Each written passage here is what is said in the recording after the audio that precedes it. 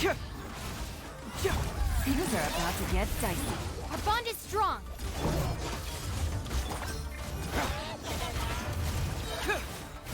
Confess!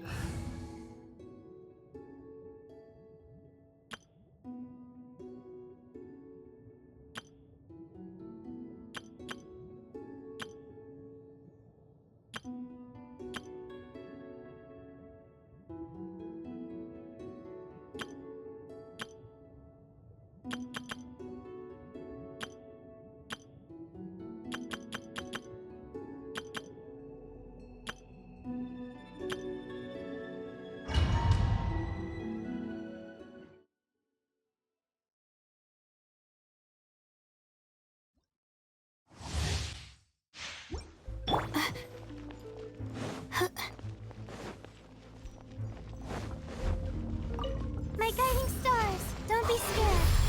Let's light it up! There is no escape!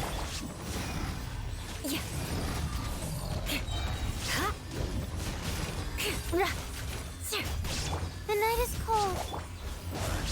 Illusion shattered! Stars, shine for me. Everybody stand back! Inazuma shines eternal!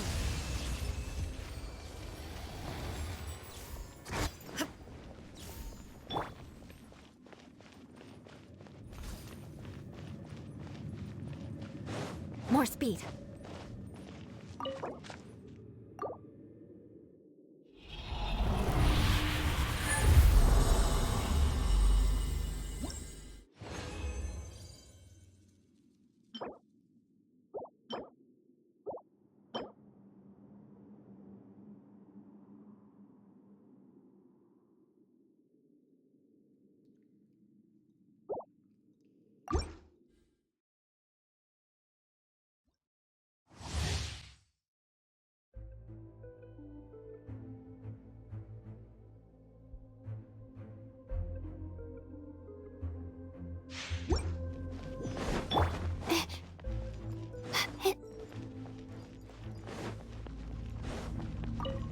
My guiding star.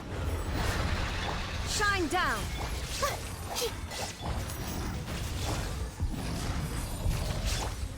Cold, mine to command. I'm going in! Illusion shattered! Freeze to the core!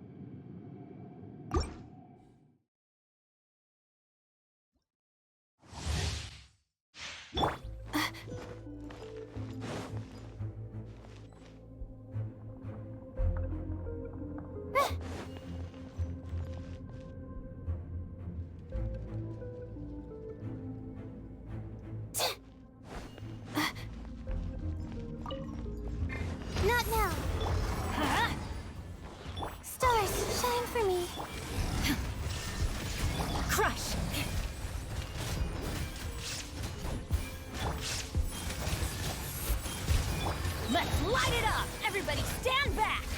Cold, learn to command. Now you shall perish!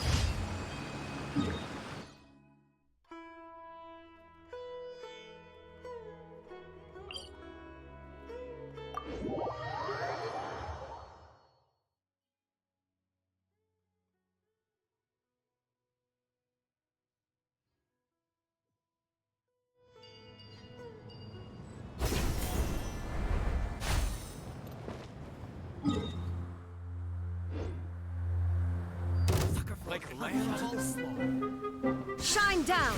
My guiding stars! Teamwork is dreamwork! Shudder! More speed.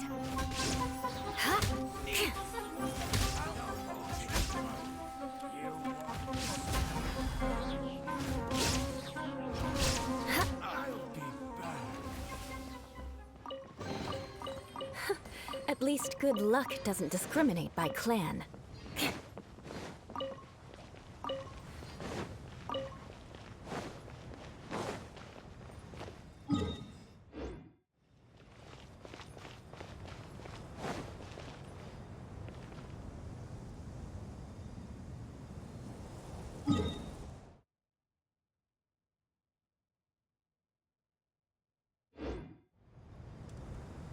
More speed.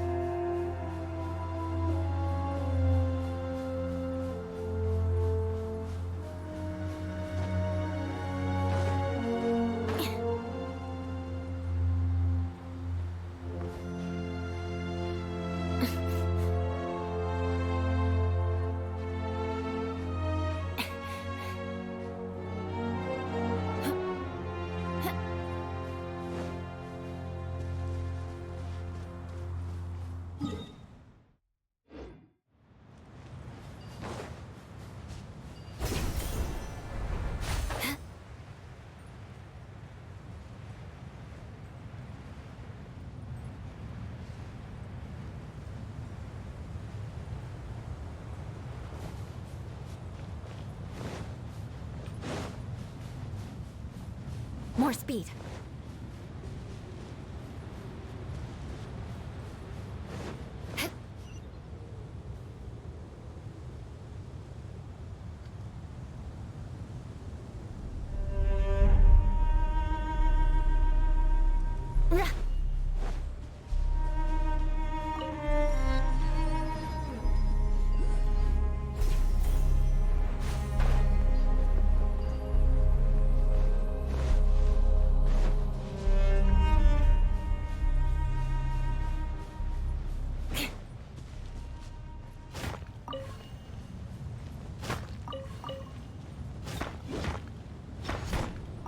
More speed.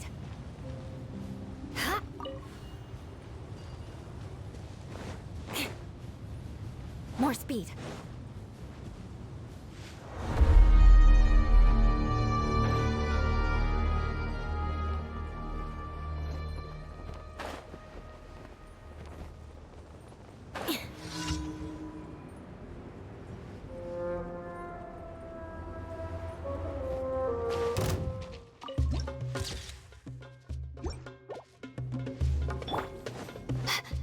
The night is cold.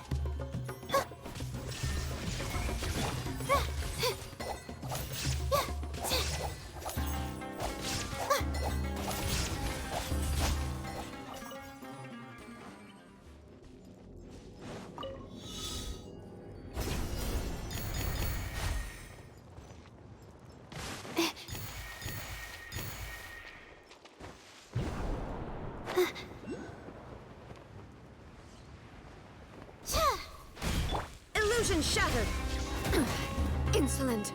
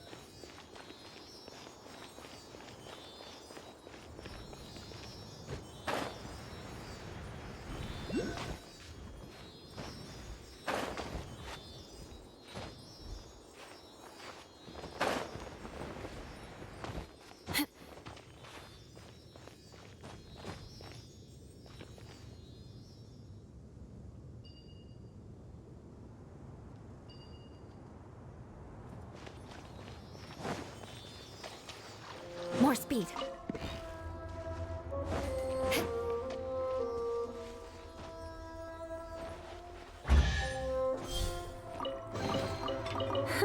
At least good luck doesn't discriminate by clan.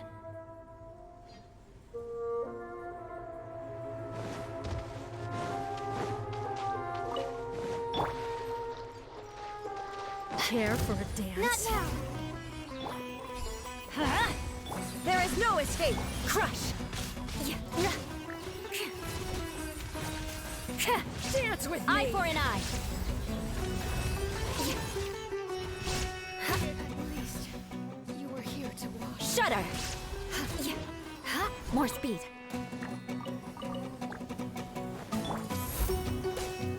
Let's light it up! Illusion shattered!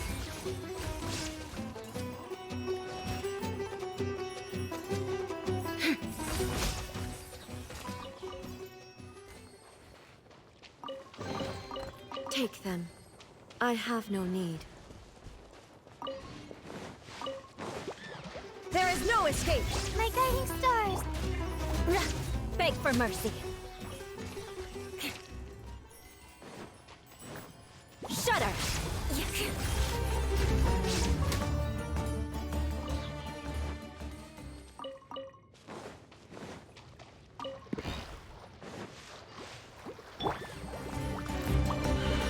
Not now.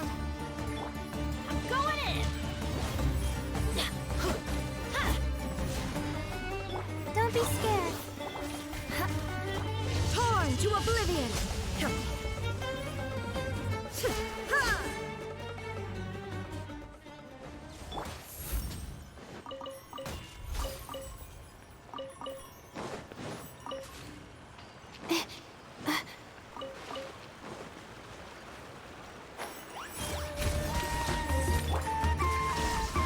My guiding stars.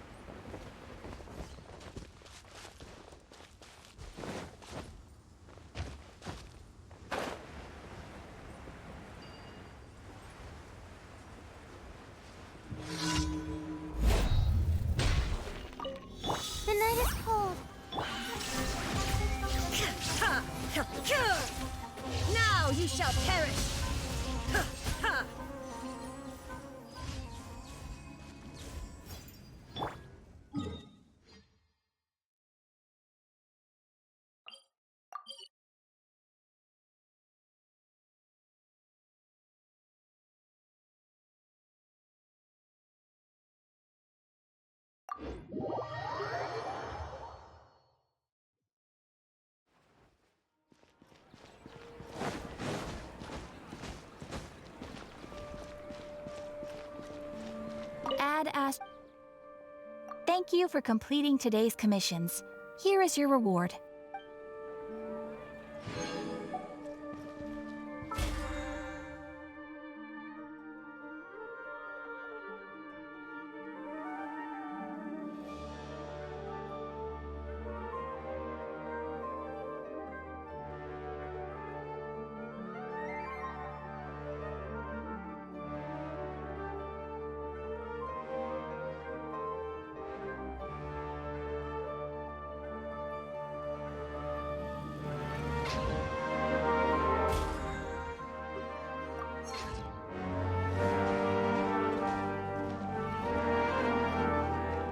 Off we go!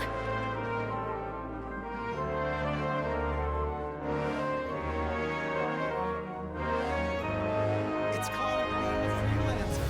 Old folks just don't get it.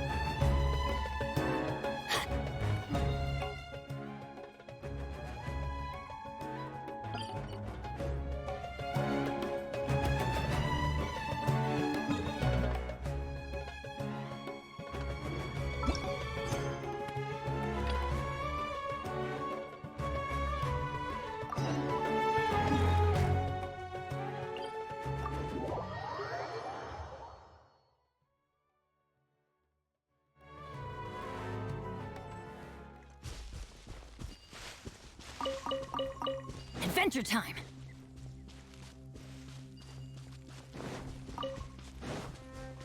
Off we go!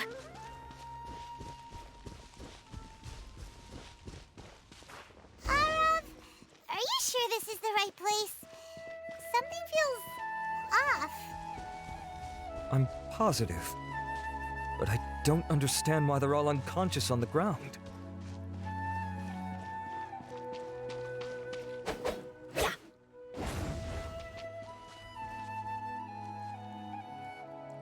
Get out of here! Out of the way! That's gonna hurt in the morning.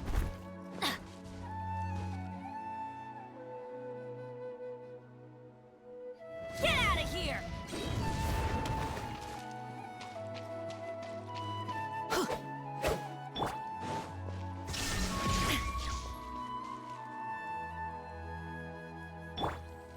My guiding stars. Shudder!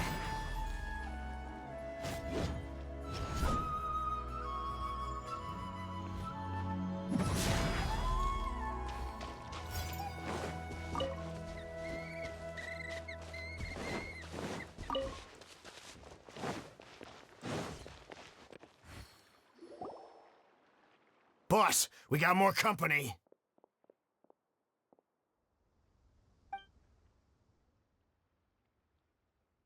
Look, we were just doing what we were paid to do. You're punishing the wrong people here. You want the real culprit? It's this guy. He hired us to kidnap Sachin. What happened? Who beat you all up? Wait, you mean you aren't with them?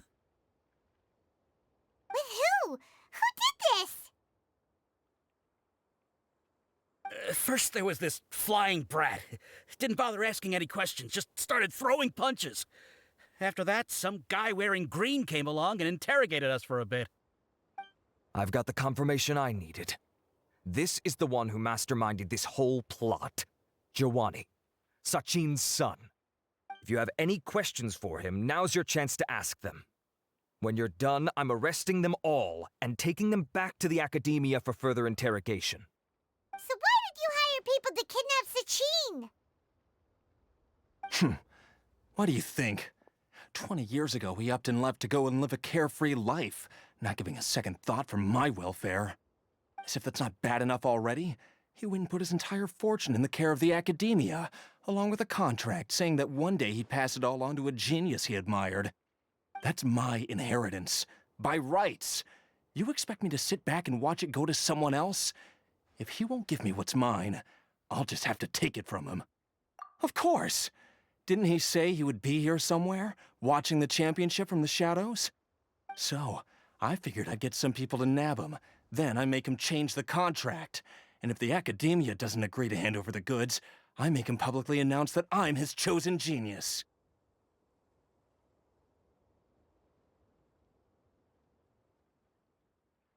No, the old fart knows how to stay hidden. I'll give him that. He's probably cooped up somewhere watching all this go on and laughing to himself. I already thought he'd gone mad 20 years ago. And who knows what a madman's truly capable of. Diadem of Knowledge? You mean that thing he donated to the Academia? Well, I can tell you that it's very expensive. He sold a lot of assets to purchase it back in the day. Weird things started happening after he brought it home, too. For example, sometimes we'd hear a high-pitched voice coming from the storage room. Also, before donating it to the Academia, he once shut himself in that same storeroom and researched it non-stop for days. Something was already seriously wrong with him by that point. Nothing he did shocked me. What do you mean, something wrong with him? I only have a vague memory of it, since I was very young at the time. But I have the impression that he went out into the desert for research and didn't return for many years. When he finally did return, he was a changed person. He would mumble incomprehensibly and write essays day and night. I asked if I could see what he'd written, but he chased me out of the room. Later, he went out somewhere and took his written essays with him. When he got back, he signed his contract with the Academia. Part of me wonders whether he'd already stopped being my father by that point. Perhaps the man we called Sachin was a demon from the desert who was wearing his skin. Okay, you can stop now. You're creeping Paimon out. You can believe me or not. Doesn't matter to me. I told you all I know. But if you do see Sachin, tell him this for me. Whatever it is that he's researching out there, he'll always be garbage in my eyes. You finished? In that case, come with us. Well, we finally caught the guy behind all this. Thanks for providing us with the critical information. Do you still have any lingering concerns? Yeah, Al-Haytham's notes do mention that item. Scribe Al-Haytham looked into this matter. Understood. Well, if you believe there to be an issue with the diadem, I'd suggest contacting the organizers and getting them to pause the competitions while we investigate. That makes sense. Okay then, let's get back to the venue. We need to tell Karina what's going on.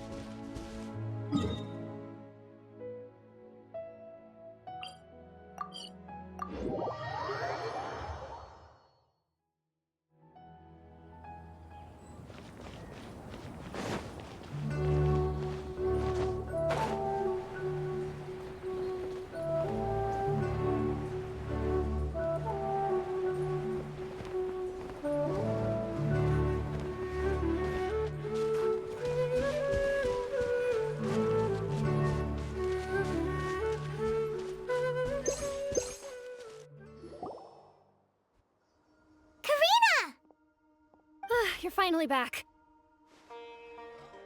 Where have you been? I looked everywhere for you. The third round's already started. We were out capturing some bad guys who wanted to kidnap Sachin. But that's not important right now. We think there might be something wrong with the Diadem of Knowledge, and we'd like to investigate it. The diadem? That seems unlikely. The Diadem of Knowledge has been used in every extravaganza over the last 2 decades, always without incident. Why has this come up now? This is pretty serious. Let me think. Okay, here's the situation. The diadem is currently in Mount-Ima Forest. We moved it there before the third round began. In the third round, contestants have to go into Mount-Ima Forest, find the diadem, bring it back, and place it on the stand. The first person to do this gets 4 points. Considering how close the scores are between our contestants, whoever wins this round is very likely to be the winner of the whole competition. As such, I suspect competition to be very fierce. You might not make it in time.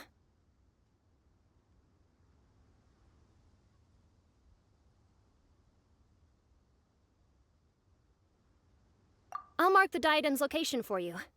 Please head there immediately. Let's hope nothing happens.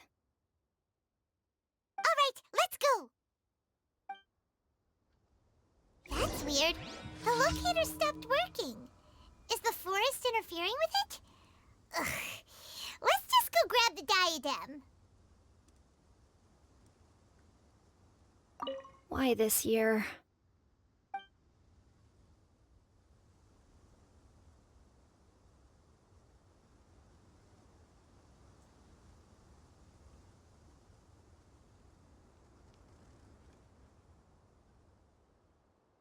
Knights and aristocrats share the same cultural heritage, but the knights had enough sense to do away with all the superfluous detail.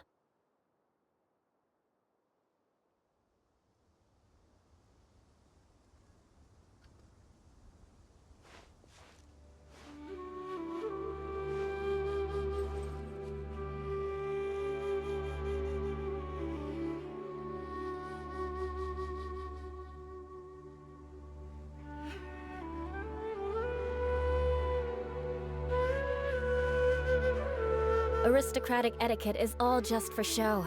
Just smile and nod along. I was forced to learn all of the rules by heart, but even I don't take them that seriously.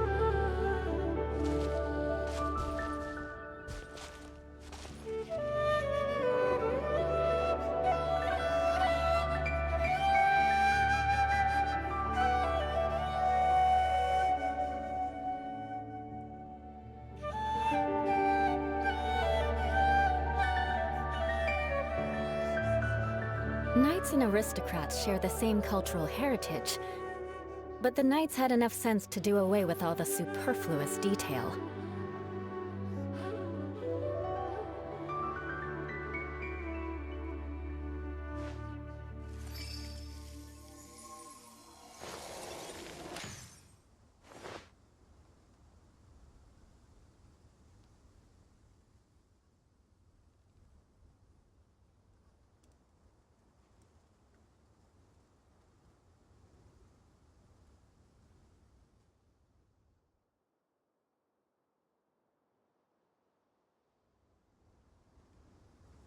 Aristocratic etiquette is all just for show. Just smile and nod along. I was forced to learn all of the rules by heart, but even I don't take them that seriously.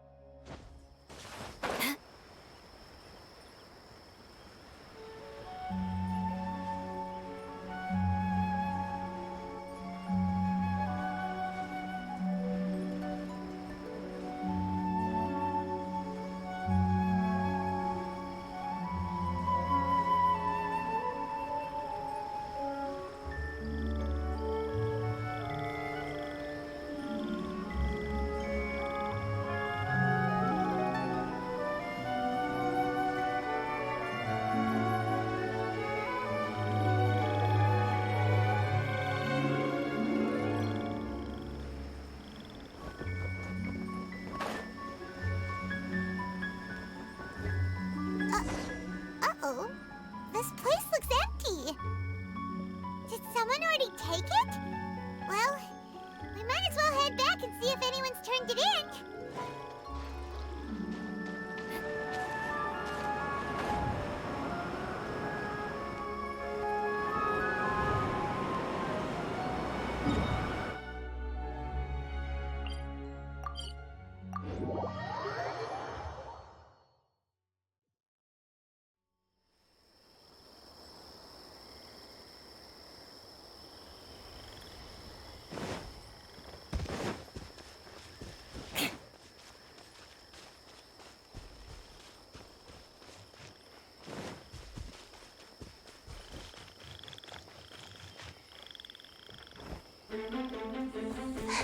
Oh, looks like Layla has seized the diadem. But getting to the goal won't be easy.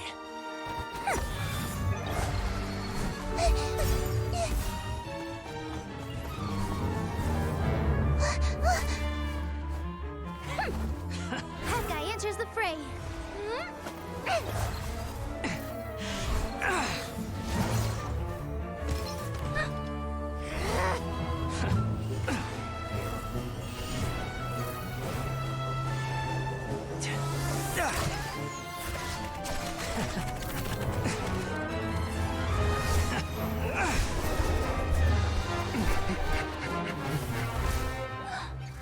Arizon's device has gone haywire.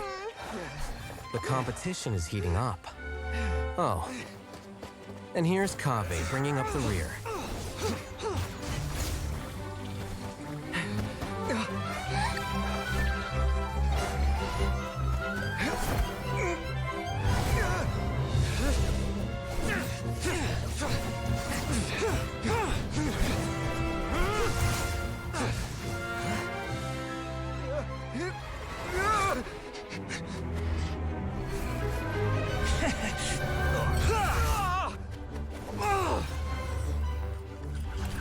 It's Kaveh's toolbox!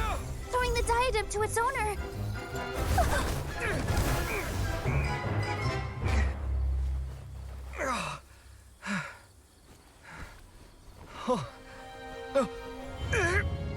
Yes, that's right.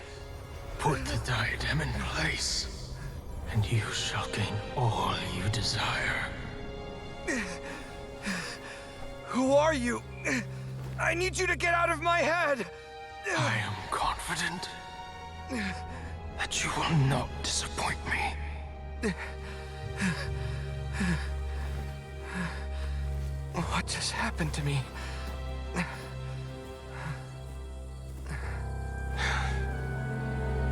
Something's wrong.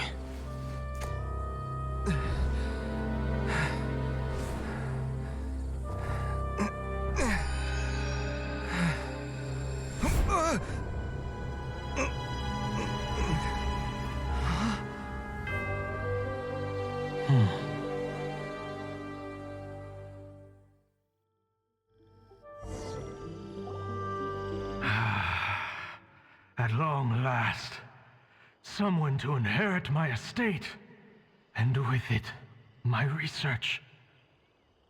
Come, Kaveh. Come to me, my child.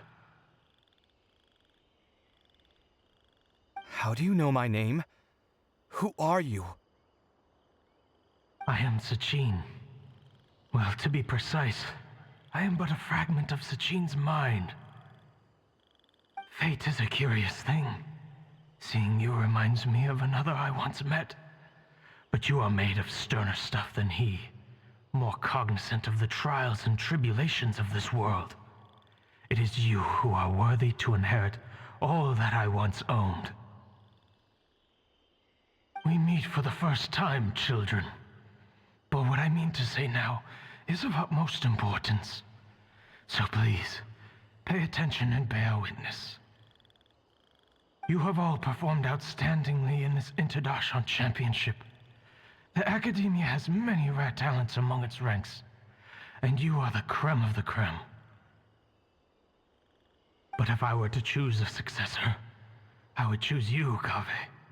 Not only because you were victorious, but also due to our similarities in character.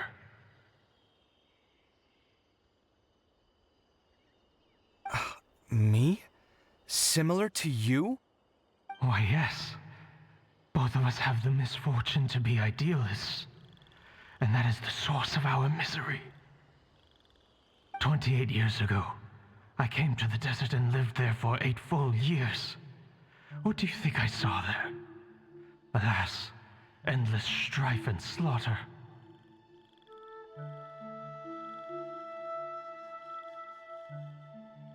Conflict over water sources, robbing of merchant caravans, exploitation of the people relentlessly, day after day.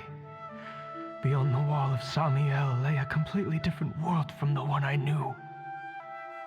The things I witnessed there tormented me greatly. I wished desperately to find a way to save them. So, did you find a way? As a Vahumana scholar, I tried to use Vahumana knowledge to find the answer. I researched history and anthropology, performed countless experiments on human nature, and even sought out the scholars living deep in the desert who called themselves the Lost Darshan. But in the end, I found that the answer I sought simply did not exist. It was not possible to simply assign blame for these transgressions to any one party, for the sins are carved into humanity's very nature. Our nature begets conflict, and conflict begets destruction.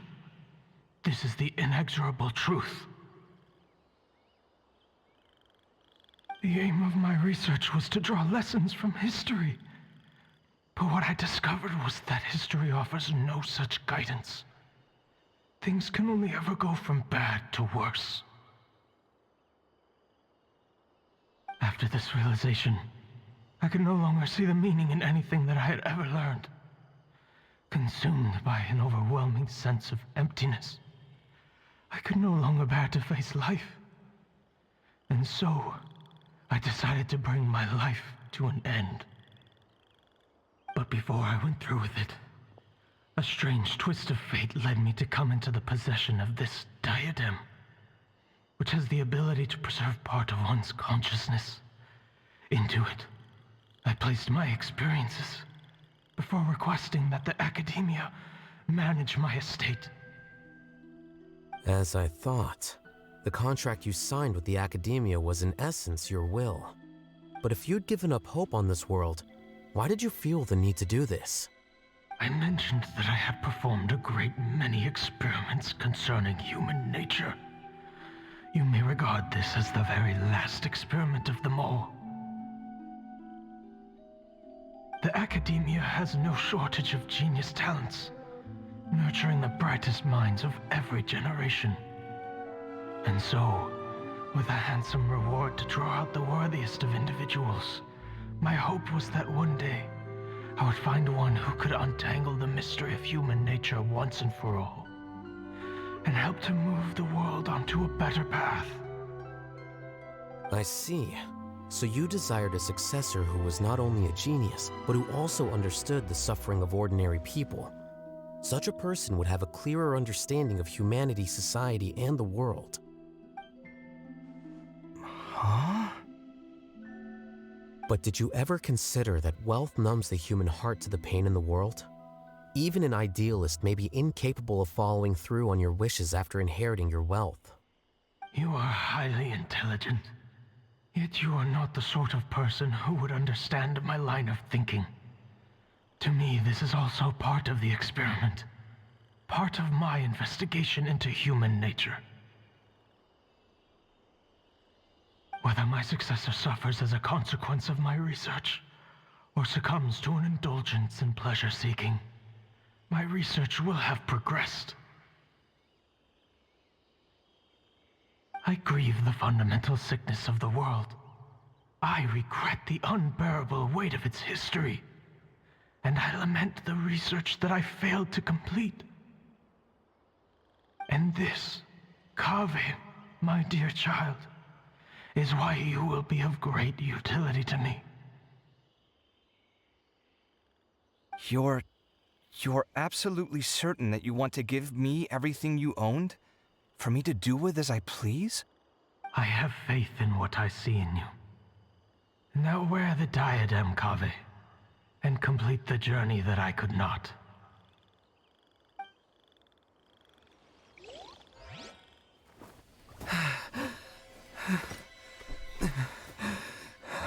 Will the verdict I reached cause you suffering? Or will this newfound wealth numb your heart? I look forward to your answer. All of my research materials are being stored at our... I've heard enough! My life's enough of a mess already. The last thing I need is more suffering. Keep your Mora. I don't need it. Didn't you say that you saw a lot of people in pain? Well, if that's the case, then your wealth can go to them.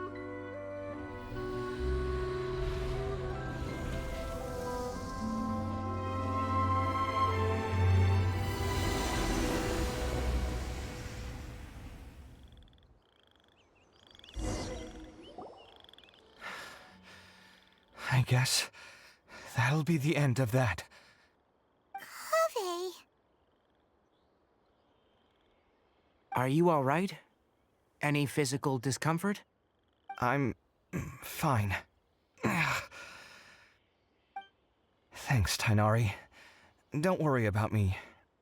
Don't push yourself too hard. Kaveh.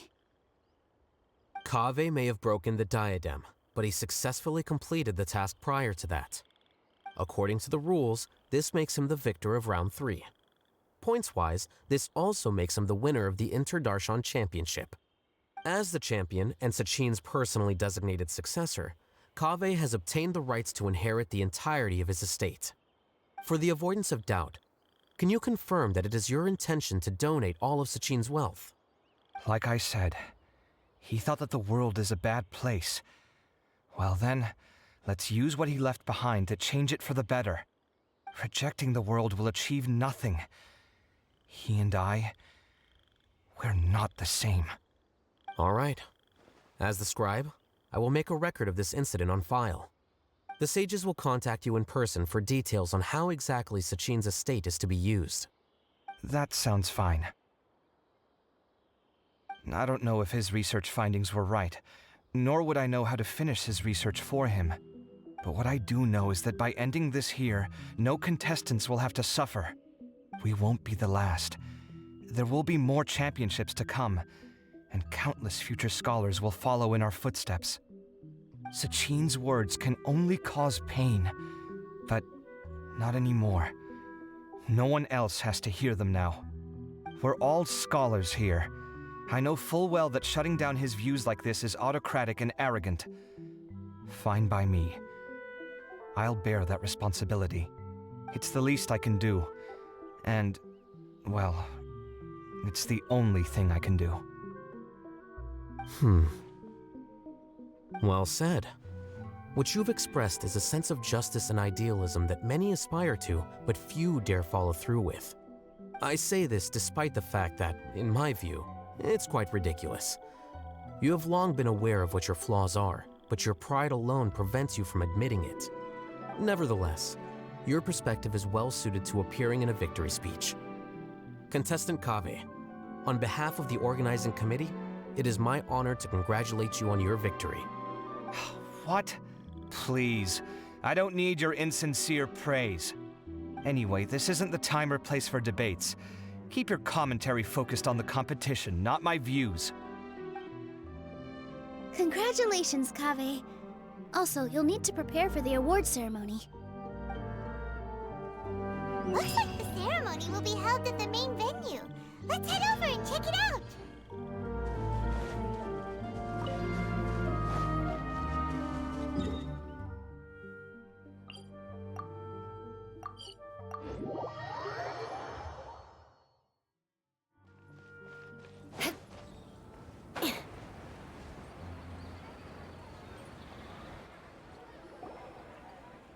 Thank you all for your excellent performance. And that brings this year's Inter-Darshan Championship to a close.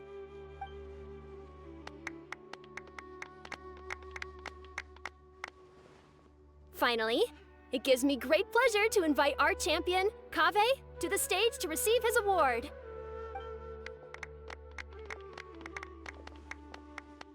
Typically at this point, we would crown our champion with the diadem as well as presenting them with their award. However, we have just received word that Kaveh has inherited Sachin's estate and made the decision to donate it all to charitable causes. Sachin's estate is getting donated? So much, Mora. And he gave it all up? Kaveh's generosity will give many struggling families the chance to change their lives for the better. Of course, without the diadem and prize money to present, this makes the award ceremony a little more concise than expected. Would you like to say a few words, Kaveh? I'm sure many of our audience, like myself, are curious to learn why you decided to give all this wealth away. I'm not entirely sure what I should say under these circumstances. I'm glad to have won, even though I'd say luck played a big part in that. As for why I want to give the Mora away, I don't support Sachin's views, and I don't want to take his Mora. With a lot of things in life, people need to experience them for themselves. It shouldn't be up to one person to make a judgment on. Not him, and not me either. Anyway, this isn't really the time and place for such weighty and complicated topics. So, I guess that's all. I'll leave it there, thanks very much. Oh, Kaveh, just one moment. While this is a short and sweet award ceremony, we do still have a prize to present you with. Please take this limited edition Genius Invocation TCG card. Additionally, your champion status will be logged in your record. This means that the Sages will give priority consideration to any future project proposals you submit. All right, I'll take the card. But as for project proposals, forget it. In that case, I declare the award ceremony over. Let's give our champion Kaveh one last big round of applause.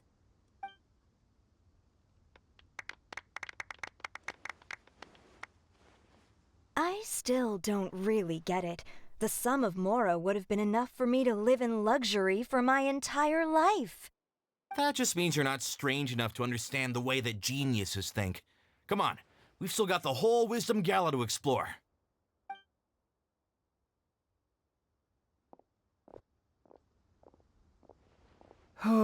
Glad that's over. I think I'm quite good at giving speeches, but this one was just so tiring. Do you mean that you're still exhausted from the competition? Honestly, you don't look happy at all, but whatever else happened, you're the champion, you know? Don't you think you should be proud of that? I suppose. Oh, wait. Sino said he wanted the card, didn't he? And now I have it, right here. So you're gonna give it to him? But if it's a rare one, you should be able to make a tidy sum of more off it. Why would I do that? It's of no use to me whatsoever. I may as well just give it to him. Could you pass it on to him for me when you next see him? Whoa! This is a super big deal! You should do it yourself! Come on, let's go find Sino.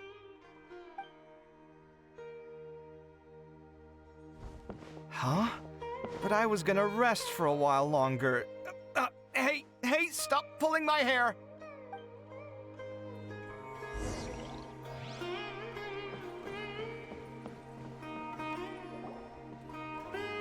What you looking at, Sino? I'm still thinking about the Sachin issue. What brings you here? Well, they gave me this limited edition Genius Invocation card, and I figured you'd have more use for it than I. But it's a limited edition. Are you sure you want to give it to me? What else would I do with it? I have no use for it.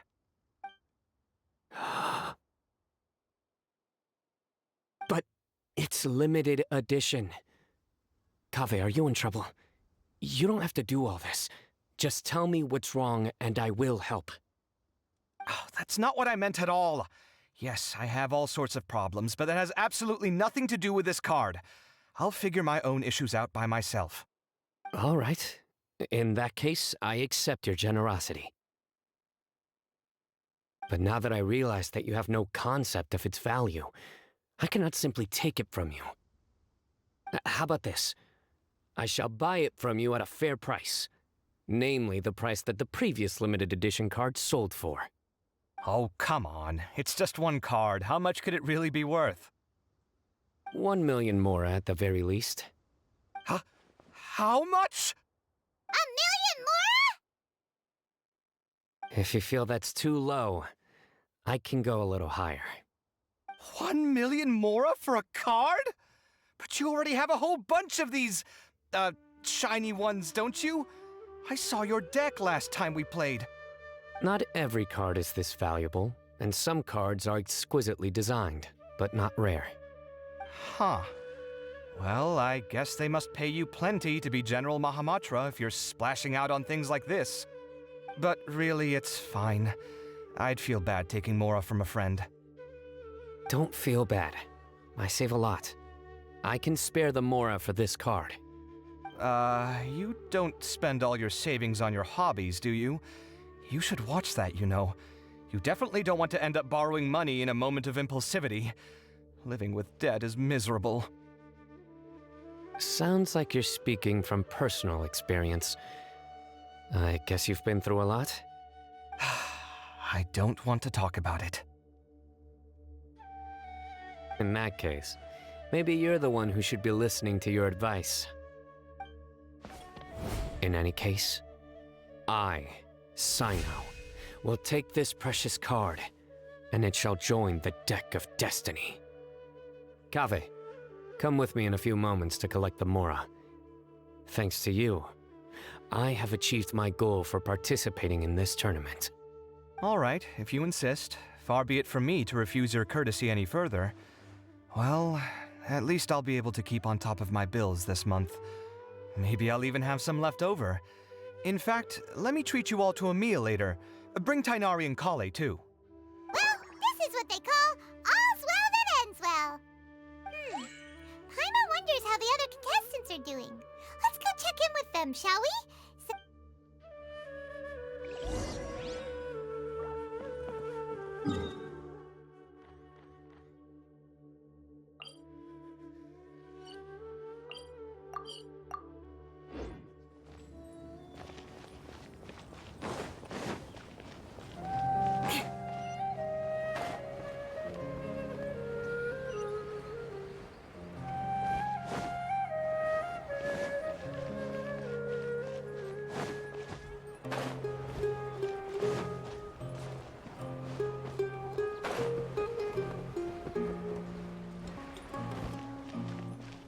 More speed.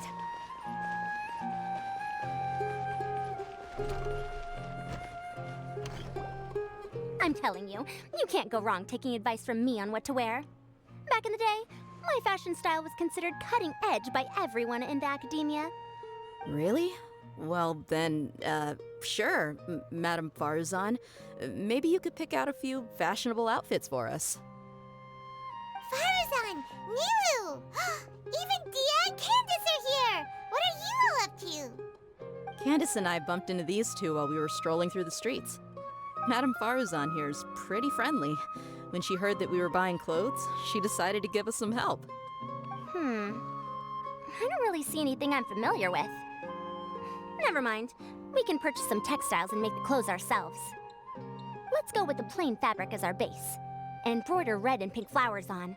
Oh, and some green leaves. Oh, wait a sec. You sure that's the latest style? That sounds a lot like what the older folks back home would wear. Don't worry. This style is a timeless classic. No thanks. This is actually sounding pretty weird. Wait. Madame Farazan's right. That style is a classic, and used to be mainstream fashion. But these days, there's some other options too. If you don't mind, how about I pick some clothes out for everyone?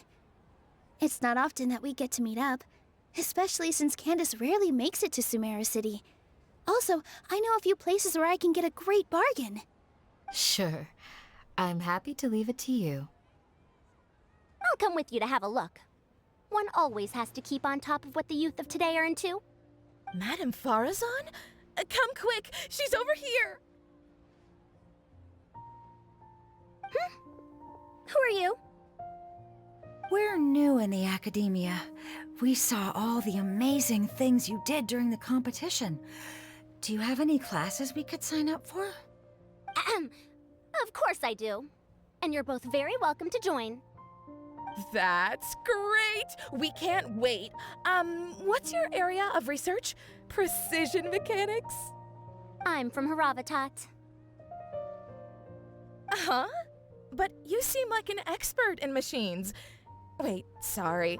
I remember now. You were representing the Haravatat Darshan in the championship. Oh, their classes are so boring, though. I'm sorry, ma'am. Let me know if you run any other classes in the future. I'll be there. I knew it. What about you? Aren't you going to leave with your friend? I think you're amazing, Madame Farazan, and I'd like to learn from you for a while, if possible. I can take the class you're teaching as an option, even though cross-Darshan lessons might be a little tough to arrange. But I look forward to learning from you. I see. You're a good egg, child. Don't worry. Study under me, and I promise you, you will get the best teaching available. Thank you so much, ma'am. Well, I won't disturb you any further. See you in class. I don't quite understand what happened there, but congratulations, I think. Traveler, Paimon, would you two like to come and pick out some clothes? Sorry, we can't. We've got a meal with Kaveh later, and we have to check in with all the other contestants before then. Oh, by the way, have any of you seen Hat Guy or Layla? I don't know where Hat Guy went. We just saw Layla not too long ago, though. But she was hanging out with some other Ratahoa students, so we didn't get a chance to speak with her. Are you gonna go and see what she's up to? Ratahoa students? They must be the ones who voted for her to enter the competition, right? Oh, she didn't end up winning, so Paimon wonders how they feel about that. Let's go take a peek.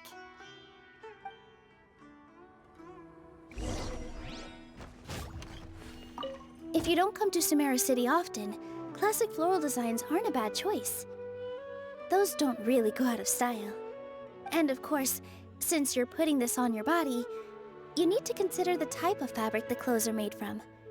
Some materials might look stunning, but they can be terribly uncomfortable to wear. Agreed. After all, is fashion not the constant phasing in and out of classics? In that sense, you could always consider the style I suggested too. Wait, sorry, ma'am, but I think it could be quite a while before the style you recommended comes back into fashion. I actually think the style recommended by Madame Farazan is quite beautiful. Isn't it just? You have a discerning eye, my dear.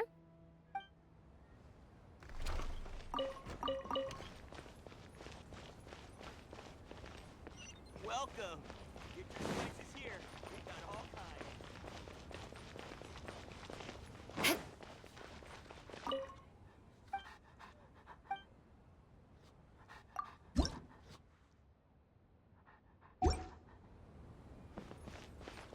More speed.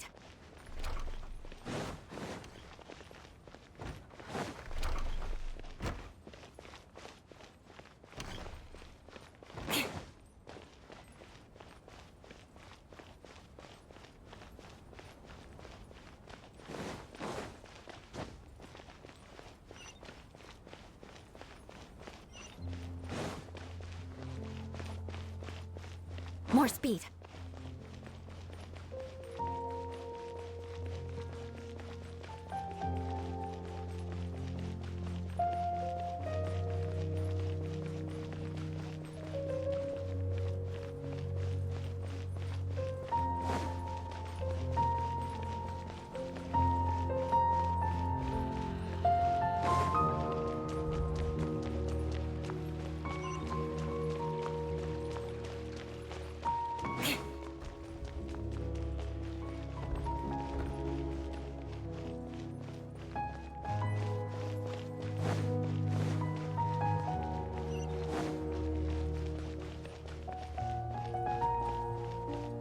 More speed.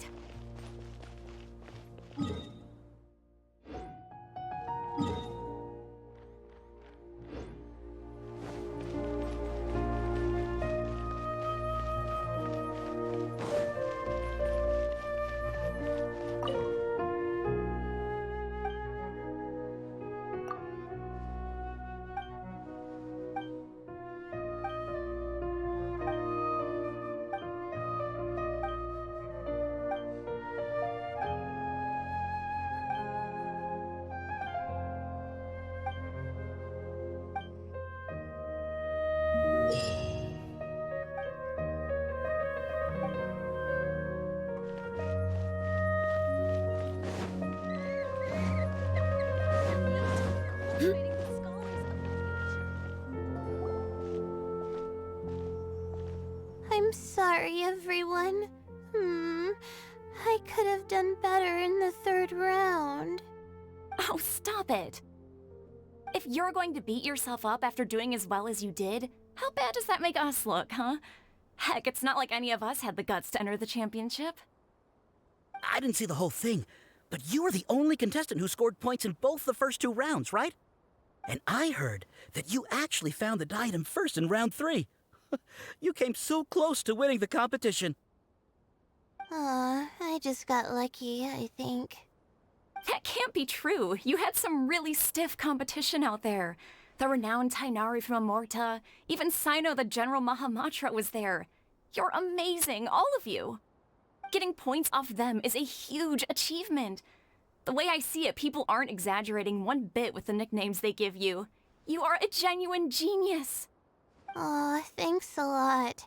But I really don't think I qualify as a genius. In the second round, for instance, I dozed off and somehow found myself beside the device when I came to. Ah, come on, don't be so hard on yourself. We've decided we're taking you out to celebrate, and that's final. Let's go. Cheer up, Layla. The rest of today's all about you. Looks like things are going well for Layla. This is great! We haven't seen Hat Guy since the end of the competition. Oh well, it's almost mealtime. We'd better go meet up with Kaveh and Sino now.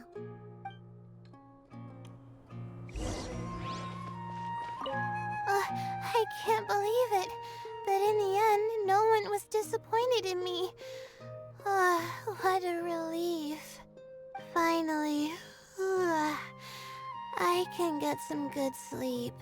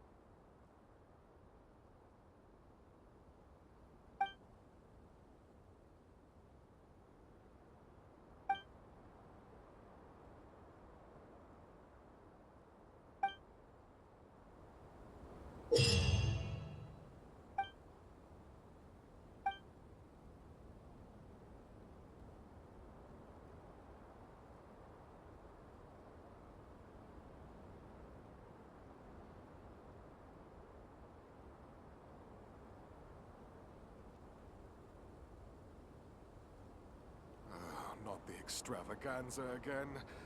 Too much commotion for my liking.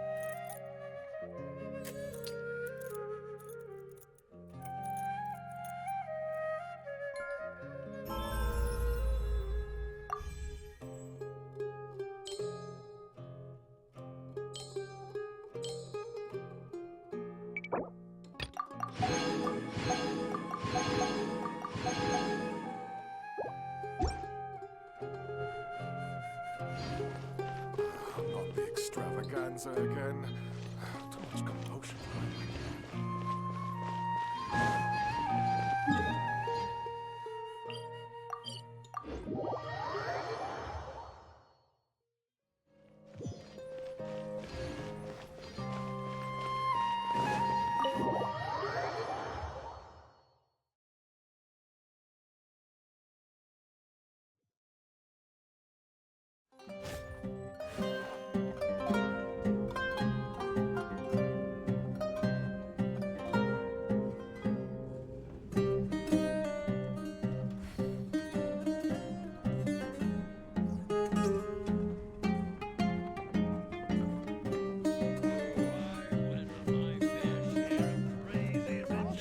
Looking at the scores alone only gives you one side of the story.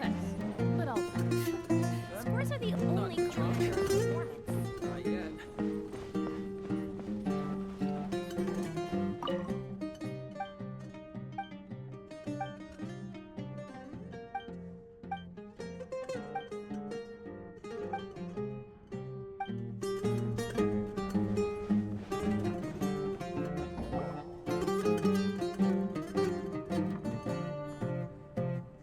Are you sure you have enough to cover this?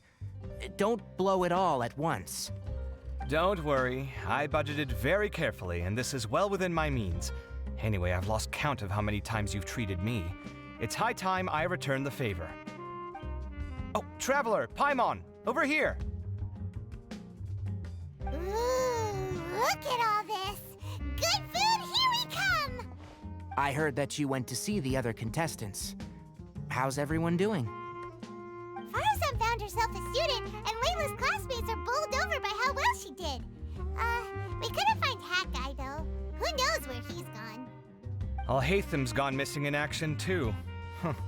The one time I'm actually in a good enough mood to treat him to a nice meal, he disappears without a trace. That guy. Where the heck could he have gone? I still have questions about that note he left. Well, whatever. He can do what he wants. Now, let's eat.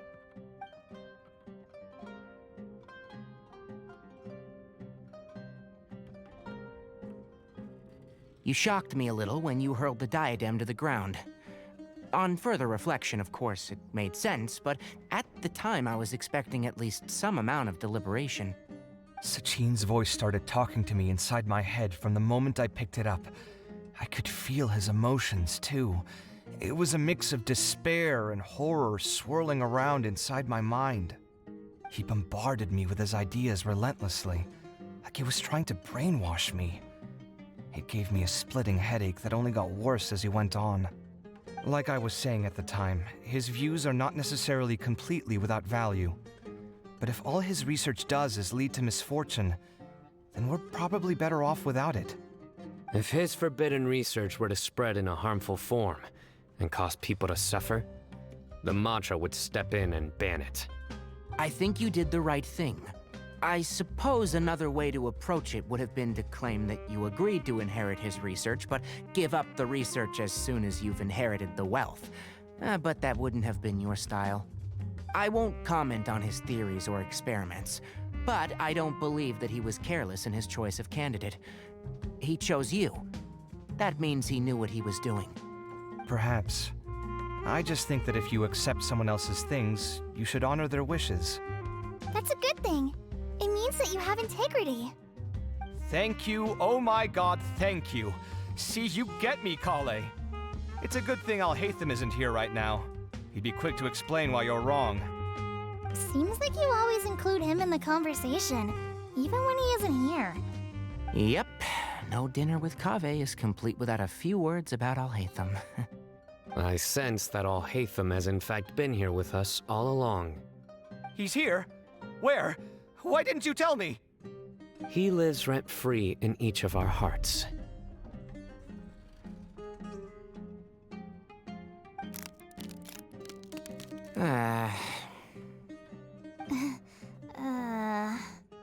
Oh, that was horrifying. It literally sent chills down my spine. Good thing you didn't say that before we started eating. That would have killed the mood in a heartbeat. All right, enough about Alhaitham. Tighnari, did you achieve what you wanted out of the championship?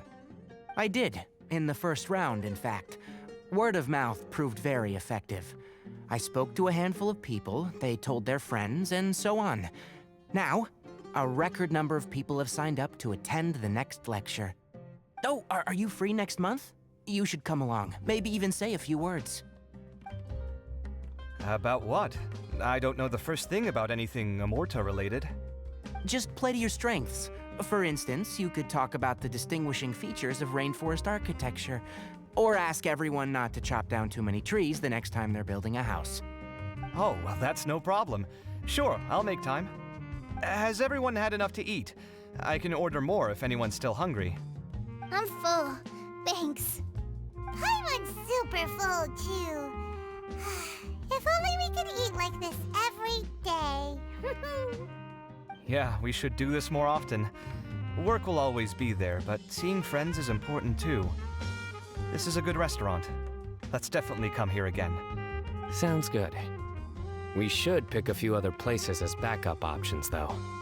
There are other good places around here, too? Oh, don't forget to invite us if you go. There's nothing we love more than good food.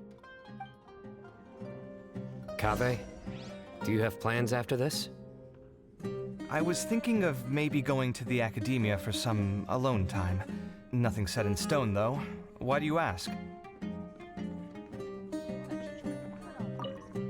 Since everyone is free, why don't we play a few matches of Genius Invocation TCG? Eager to show off your new limited edition card, are you? Not to show off. This is my way of thanking you for your help. Only my best friend will have the honor of seeing this card's debut play. All right, sure. I didn't bring my deck with me, though, so I'll need to borrow one. Actually, Master, I made a new one a few days back. Don't tell me you've been spending all your study hours playing cards. Come on, no need to be so stern. They do say that your innate interests are your best teacher, don't they?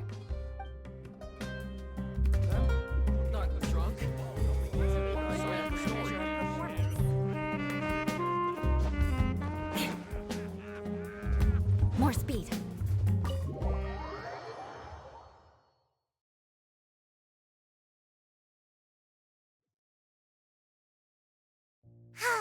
Well, it looks like this Inter-Darshan Championship's a wrap.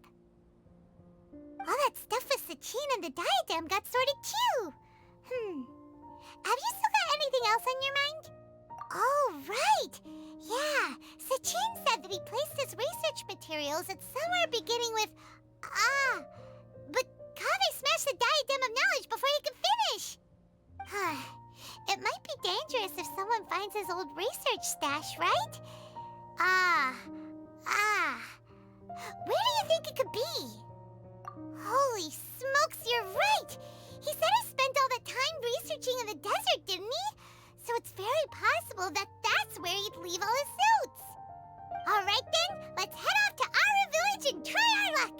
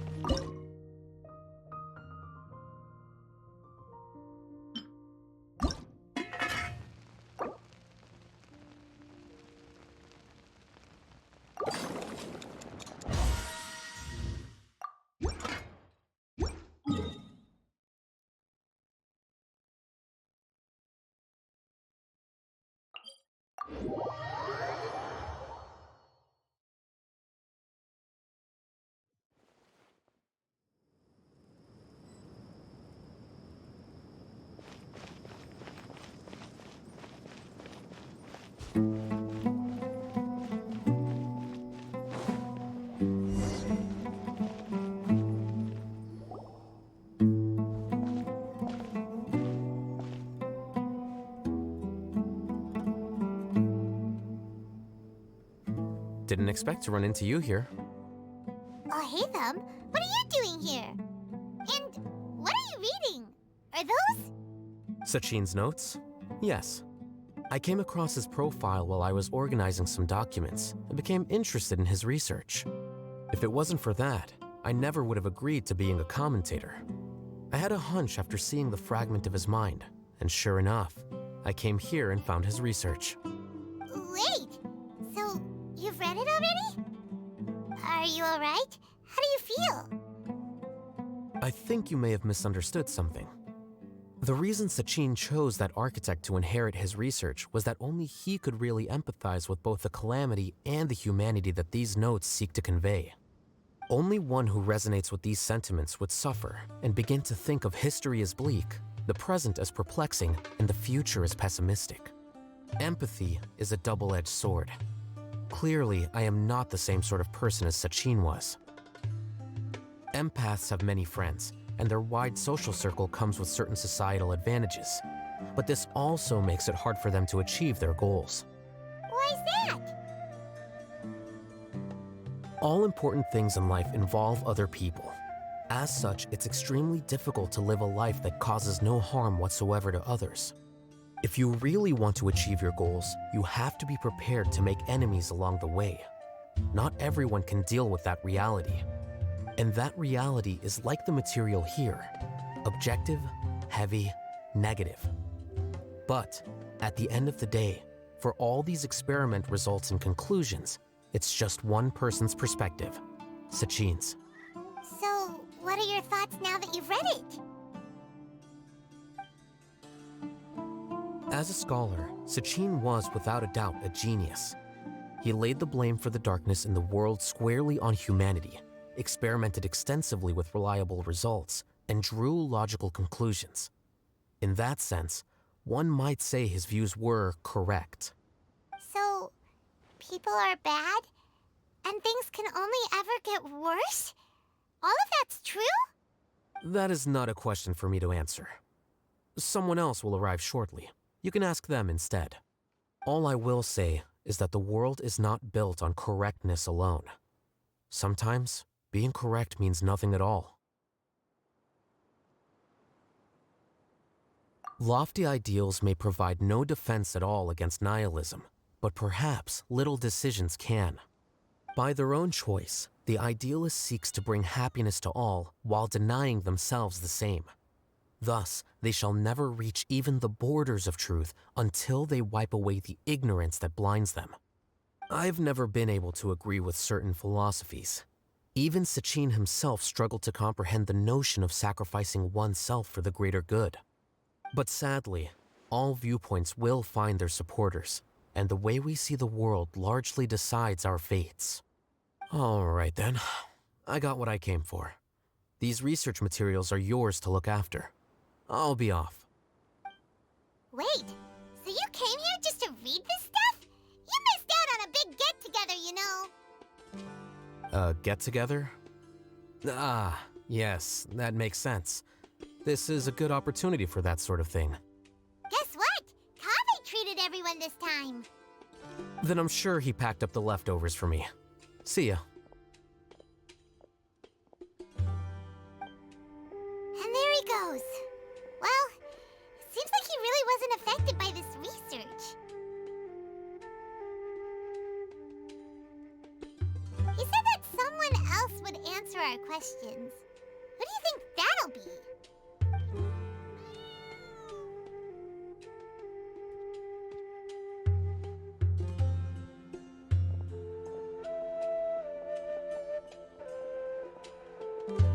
Traveler, Paimon, you're already here. Nahida! Oh, and Hakai. Wait, so you asked him to take part in the championship? Yes, it was me. Are you surprised? Did you know that there was something wrong with the diadem from the start? And if so, why didn't you switch it out for another one? Because Sachin's research is not mistaken. He spent his entire life researching this topic, and these materials are a result of that. These are the crystallization of his wisdom. Yes, I was worried that the material might cause some disruption, but I didn't want to wipe away all his hard work searching for the truth. So instead, I had Hat Guy here help me keep an eye on things. Seriously? I think you can stop calling me that now. Why? Don't you like it? Well, anyway, if Sachin's chosen successor hadn't been able to handle his research, or if it had brought pain to more people, he would have intervened at a suitable moment. And after all that, the person Sachin chose turned his nose up at his life's work. Pretty hilarious. I was also hoping that this could be an opportunity for you to learn how to interact with people normally. But it looks like that didn't work out. That wasn't necessary. I'm still paying you back for your help. And the last thing I need is more reasons to be indebted to you. Nahida, what did you mean by Sachin's research is not mistaken? Does that mean that you approve of his research? Put it this way instead. Truth to me is like a shroom boar. Some people only see the mushroom on the shroom boar's back, and they conclude that the shroom boar is a mushroom. Others see only the shroom boar's body, and they declare that the shroom boar is a boar. Still others look deeper inside, and determine that the shroom boar is meat. These conclusions are all correct in their own way, but none of them objectively describe the shroom boar. Paimon kinda gets it, but also not really. The world is the same way. No one, not even I included, can understand it in its entirety. All of us are somewhere on the path toward truth. Within the confines of our limited knowledge, some may blindly believe in the beauty of this world, and others may focus only on its evils. In truth, the most important thing isn't what state the world is in now, but what people hope it will become. But of course, I don't mean that as a criticism or a call to action. Ultimately, my duty as the God of Wisdom is to guide every form of wisdom to a place where it can find its purpose. That was a long speech. So what are you actually going to do with these research materials? Because Kaveh, as the successor of this research, does not wish to see these ideas disseminated, I will seal it up. But even though Sachin's research could be considered negative wisdom, it is still a building block of the truth. If someone wishes to follow in his footsteps in the future, I will not stop them.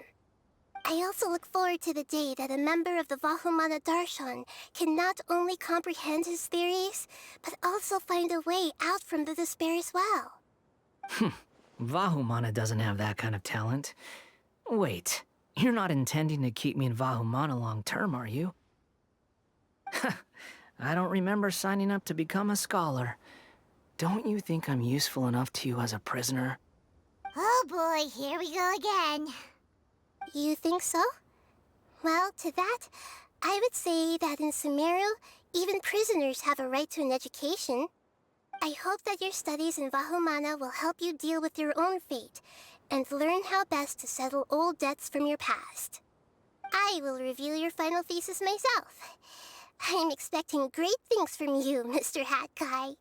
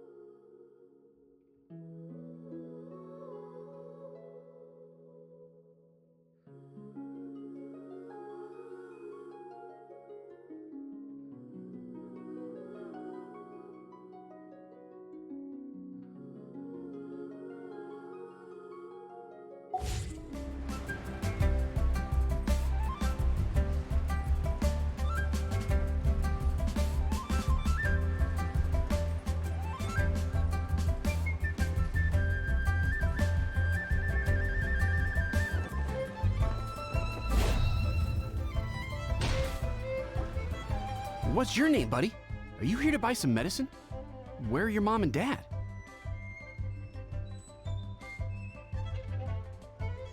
Are you lost? No, I'm not.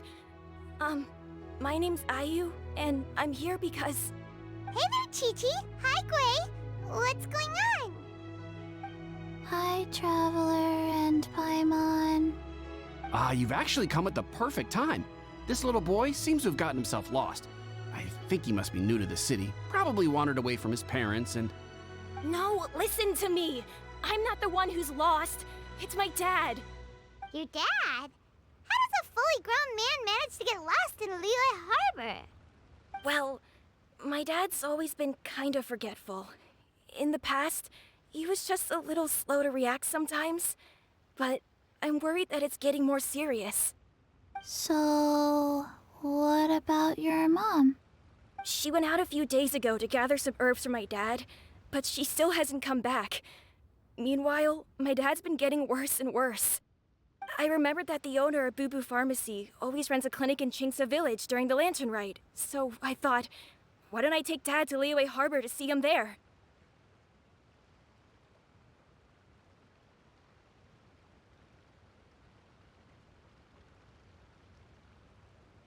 When we got to the city gate, I took a moment to ask the Millelith guards for directions to the pharmacy. And then, when I turned back around, my dad was gone. I asked the Millelith guys to go find him, but he said they won't be able to send that many people. So then I figured, maybe I can ask some other people in the city to help. You came to the right place. We're pros at finding people. Isn't that right, Traveler? Changshen can help. She has a good sense of smell, like a dog. Hey, who's talking about me behind my back? Changshen, Chi-Chi meant that as a compliment. There's no need to be upset. Hello, child. You mentioned that you were looking for the owner of Boo Boo Pharmacy. How might we be of service? You have a talking snake? Oh, are you Uncle Baiju? Uncle Baiju? Changshen, now's not the time. My dear boy, could you tell me more about your father's condition, as much as you can recall? Yes, Uncle... Dr. Baiju.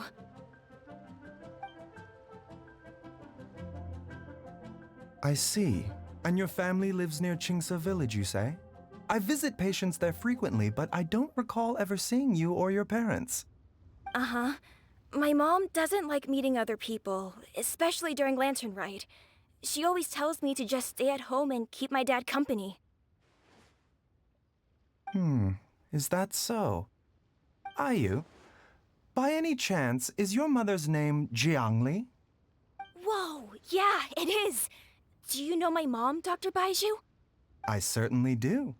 Gui, Chi-Chi, are there any pressing matters in the pharmacy at the moment?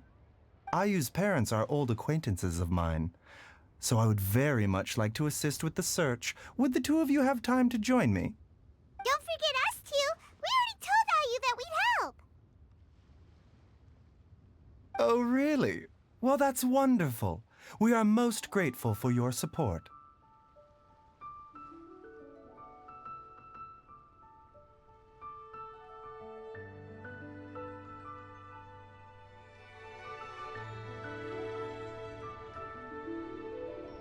Chi-Chi and I need to clear up the shop front first, but once that's taken care of, we'll be right out to help you with the search. Family is very important. Thank you. Then I'll leave you to handle the pharmacy. Traveler, Paimon, why don't you come with me and Ayu? Let's start by talking to the Millelith guards at the city gates, see if they have an update.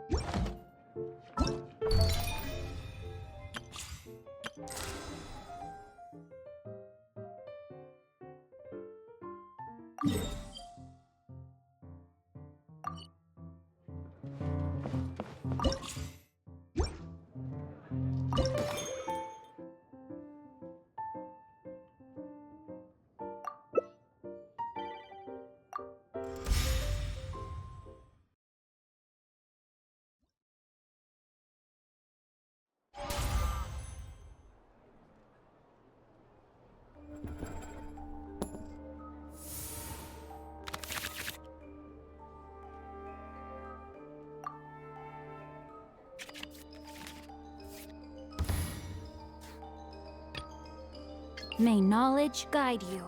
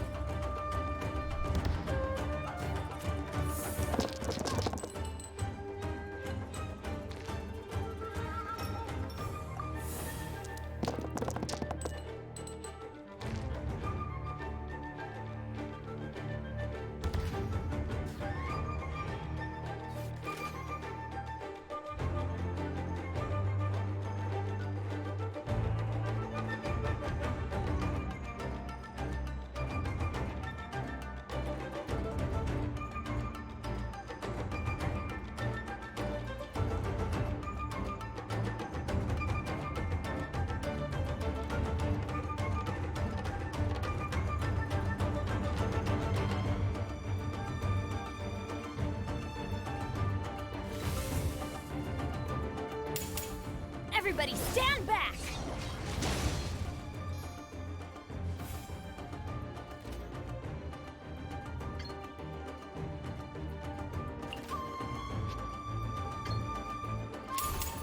Witness the power of Gugwa!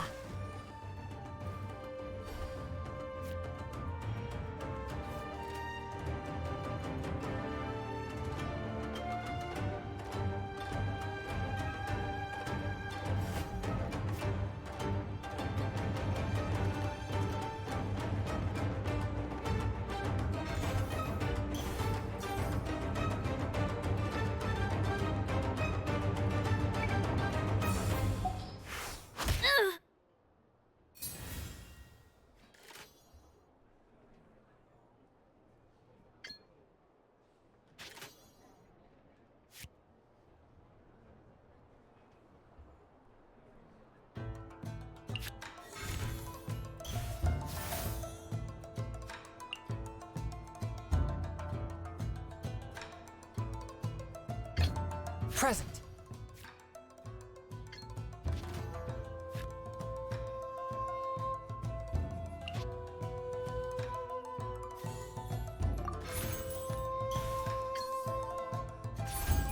Swift and merciful.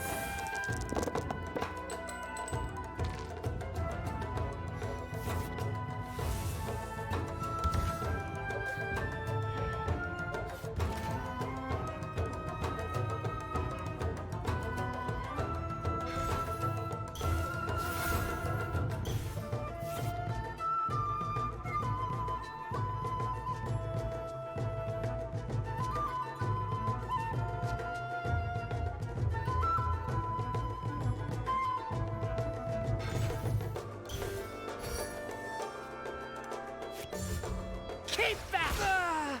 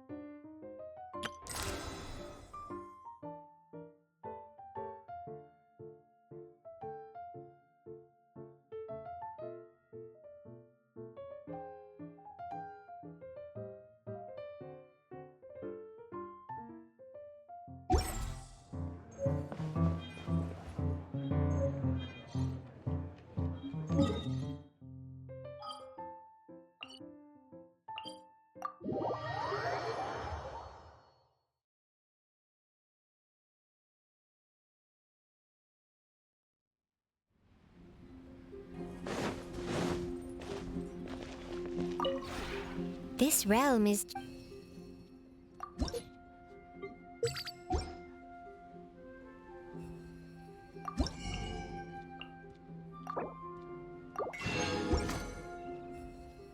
If you ever...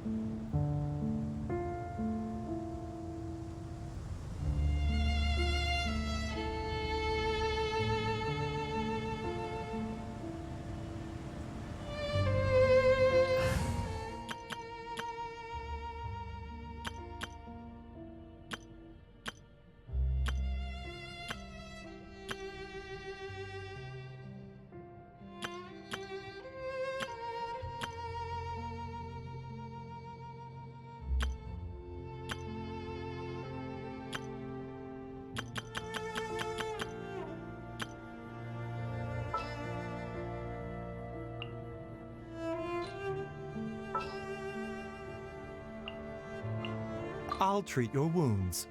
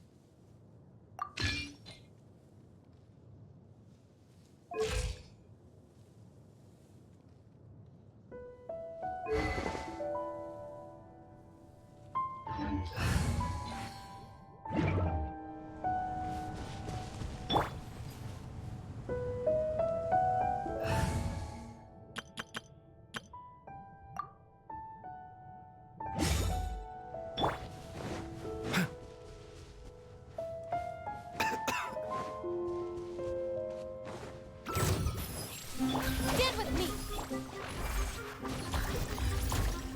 Everyone hold hands! Quietly now.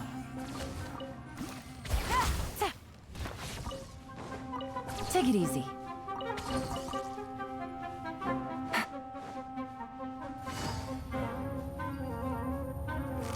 Busted.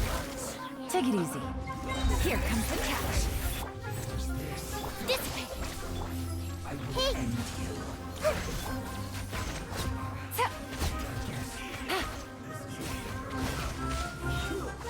Fortunate fall.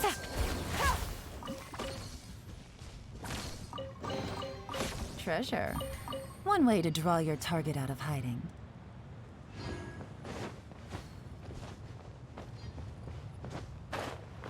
Hit.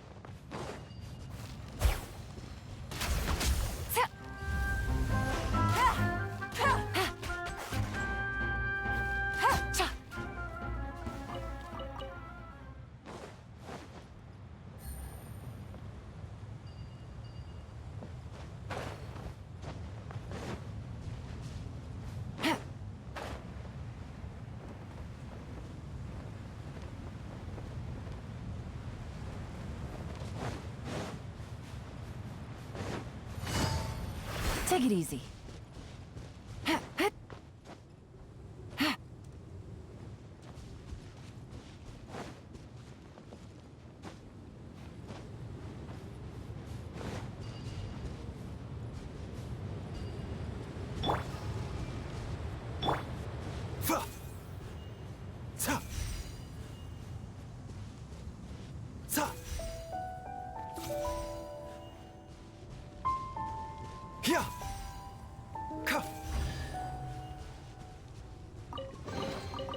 What?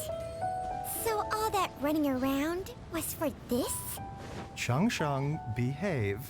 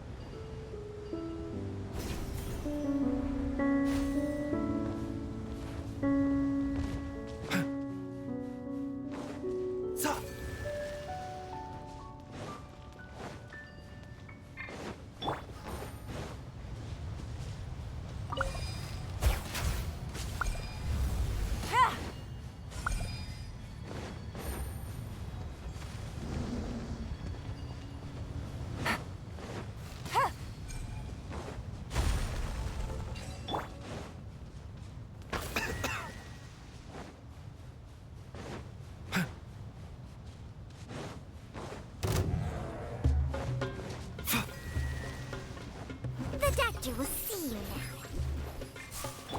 Quietly now. All right, it's my turn. Yeah, I see everything. You won this one.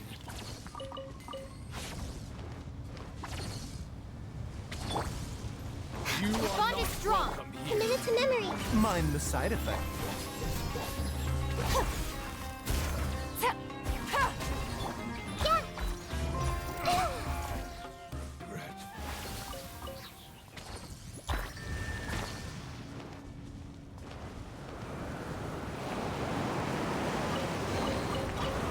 who this gift could be from.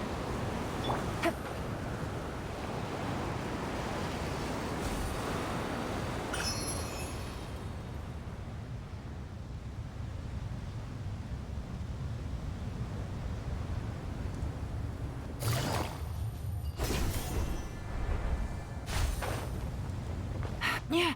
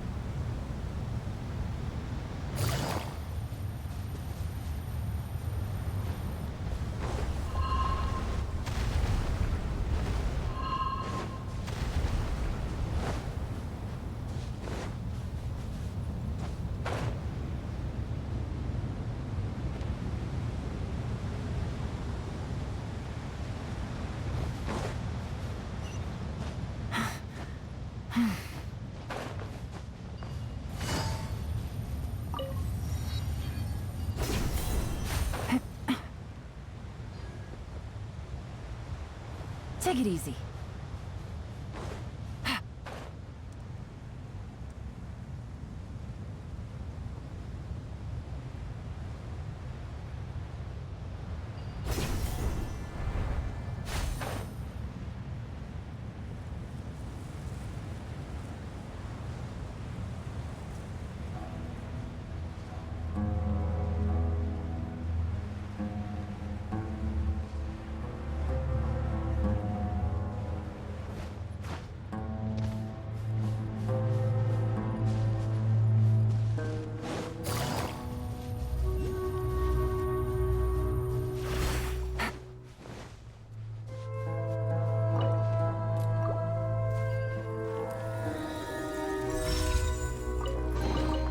A chest full of valuables and a trove of potential clues.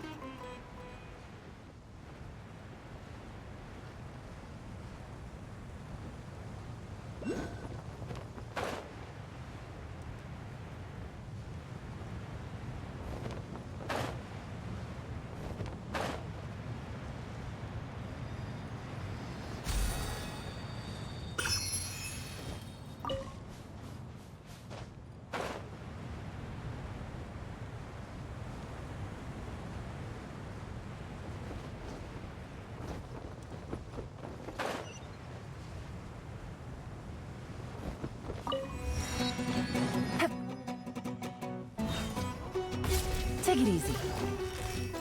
Things are about to get dicey. The doctor will see you. Seems like an... Stand with me! Yeah. Out of my way!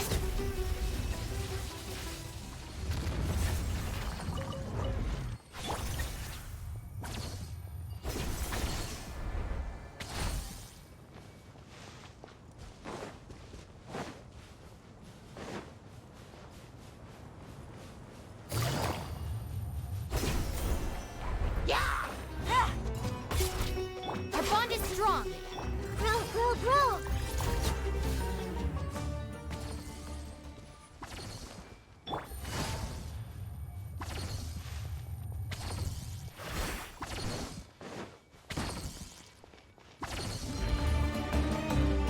This way.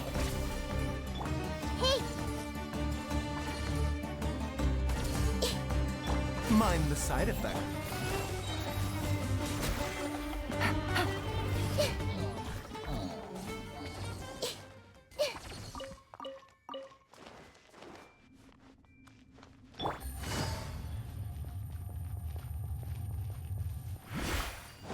Take it easy.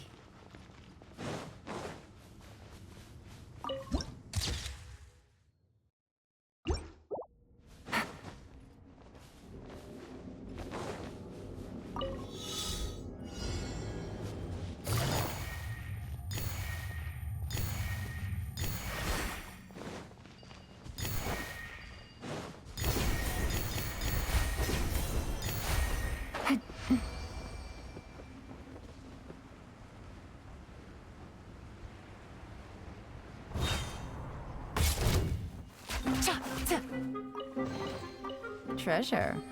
One. Everyone hold hands.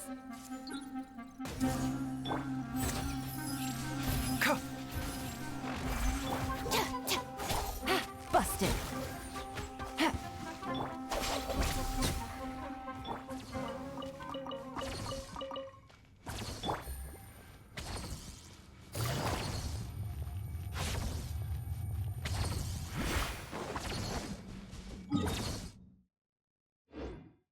Take it easy.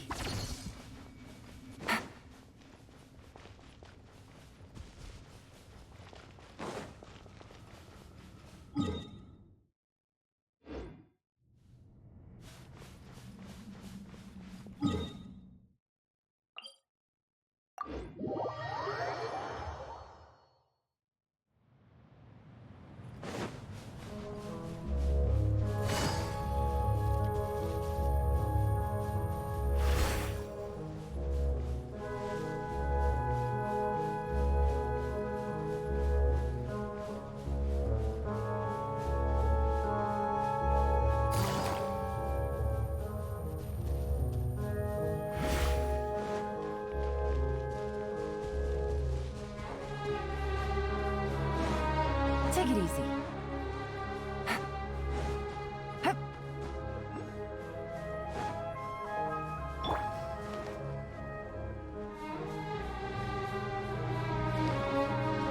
Hey!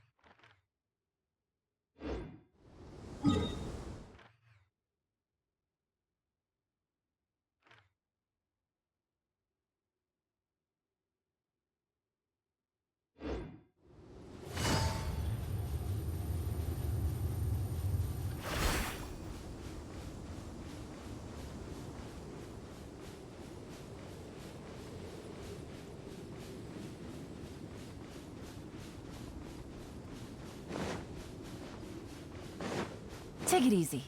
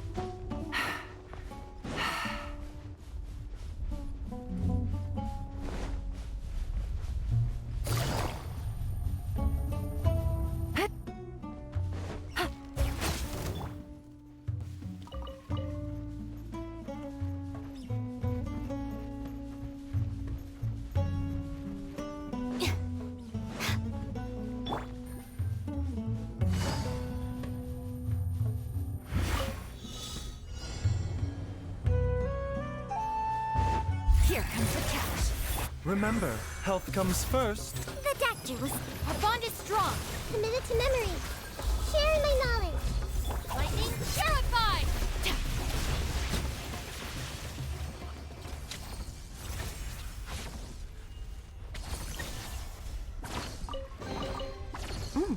It's all yours.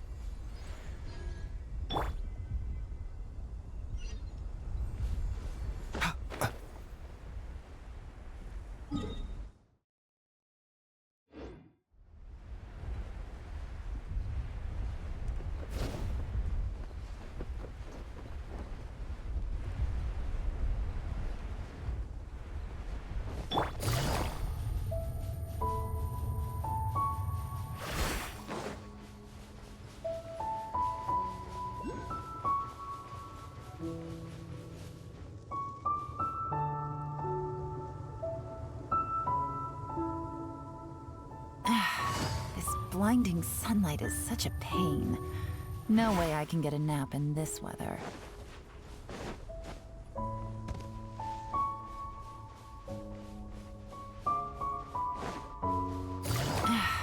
This blinding sunlight is such a pain.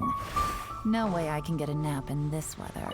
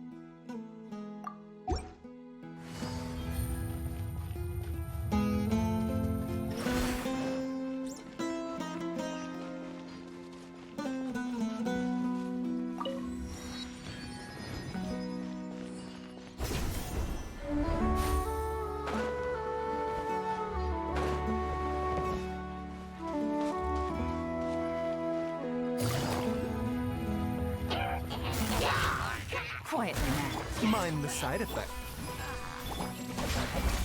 Grow, grow, grow!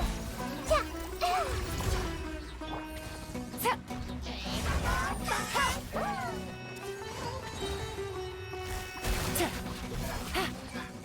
The doctor will see you now.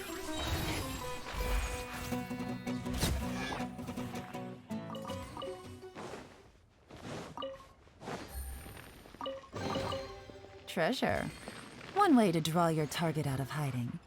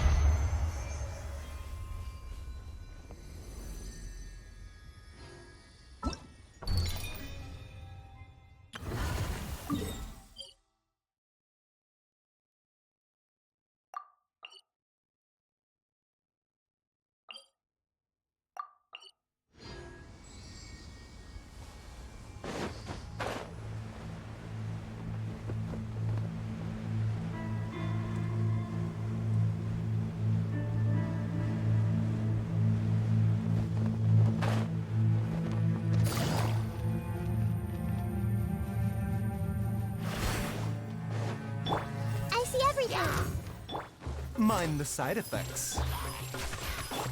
Stand with me!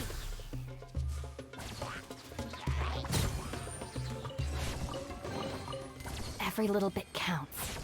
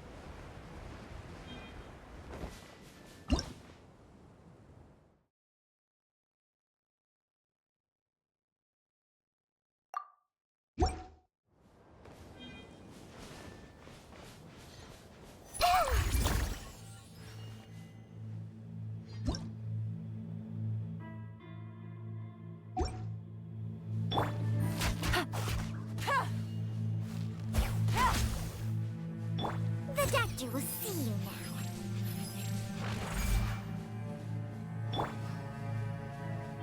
Everyone hold hands.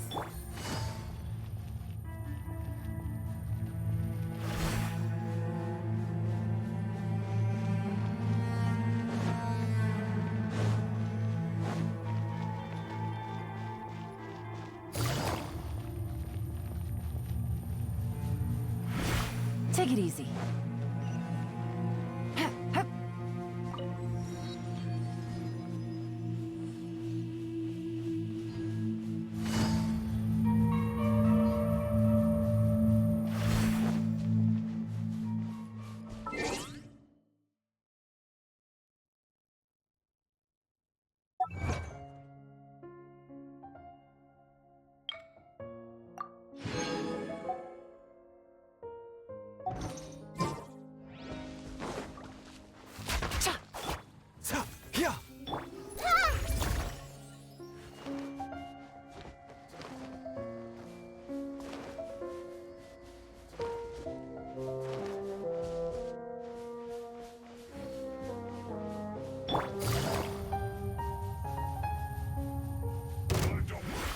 I'll put you on to have a load of this. Taking a turn for the better. A bitter pill to swallow. Commit it to memory. Game's up. Fun's over. Yeah.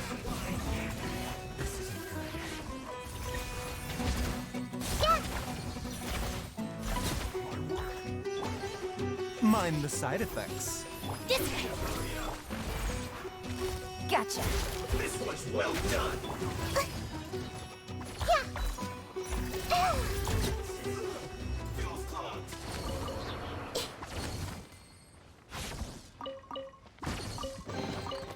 Find anything you like?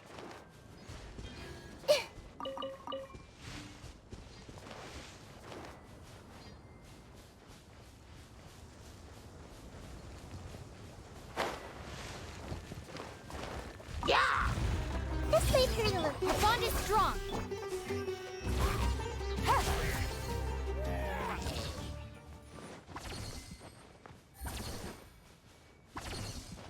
Hit.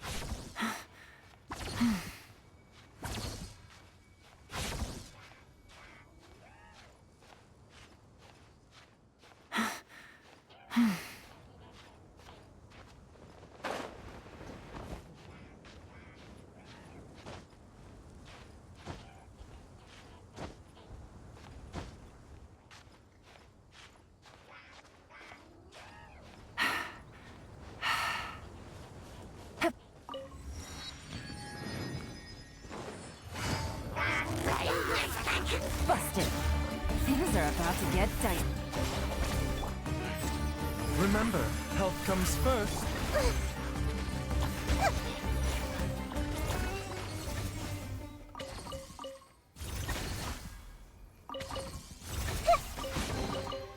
Find anything you like?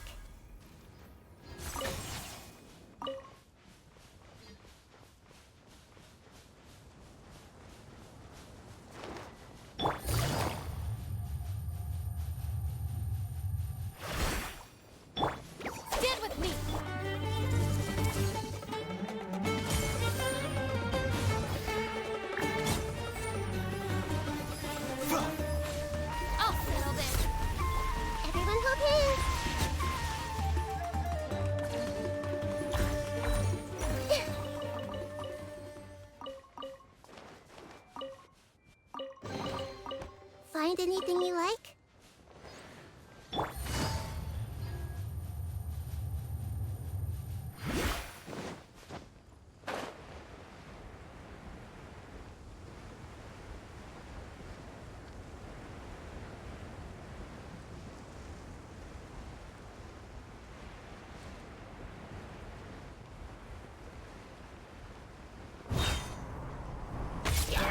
I see everything. Game's up. Time's over. Gotcha. Not my glasses. Seems like an emergency. Roll. Yeah.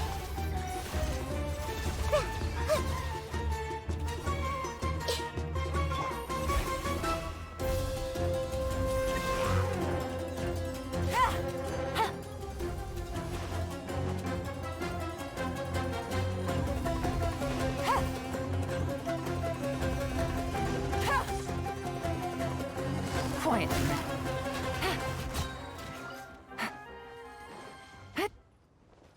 Take it easy.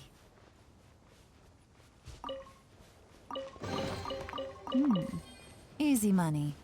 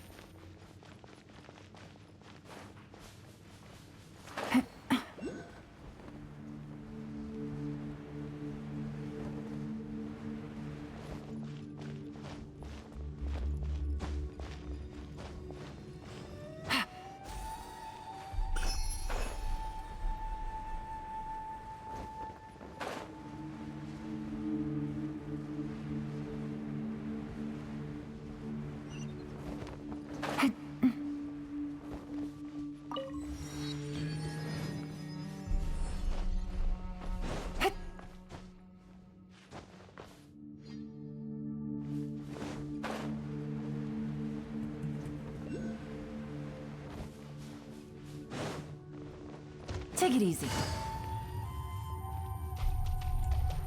Gotcha. Our bond is strong.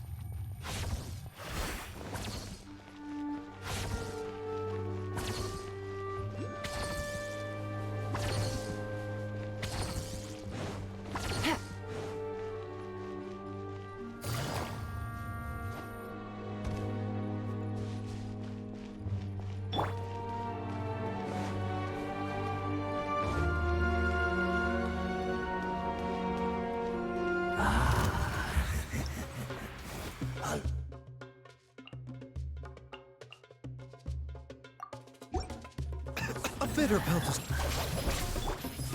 Here comes the catch. Committed to memory. Yeah. Busted. Yeah. Yeah. Yeah. Dissipate. I don't understand.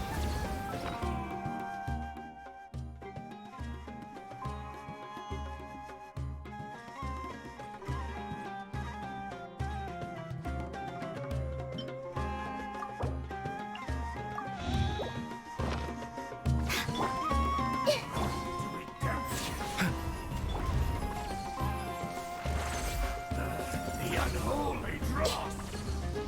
Stand with me! Lightning, Sheriff! Remember, health comes first. Barren wasteland. Ah! The Temple of Wisdom. Your salvation.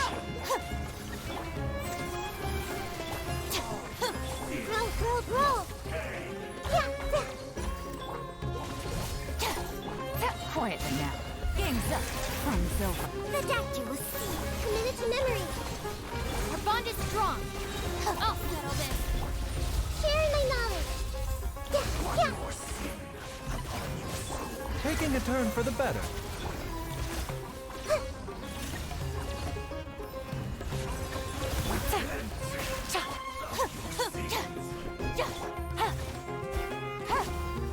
Dissipate.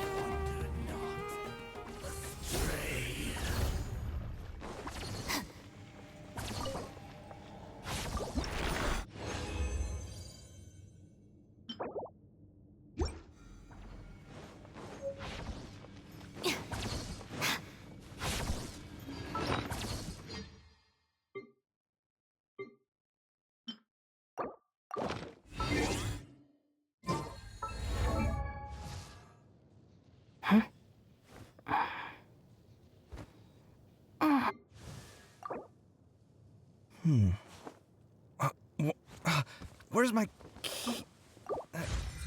Not again.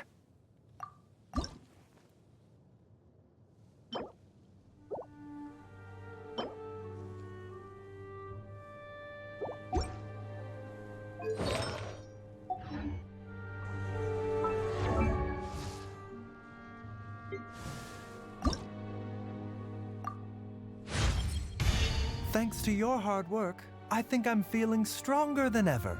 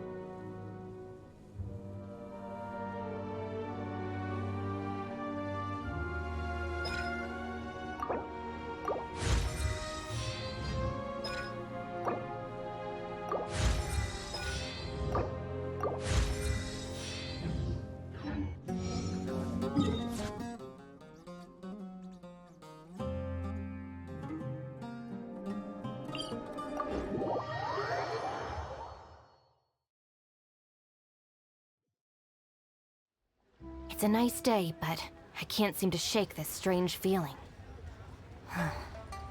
Let's just hope it's my imagination.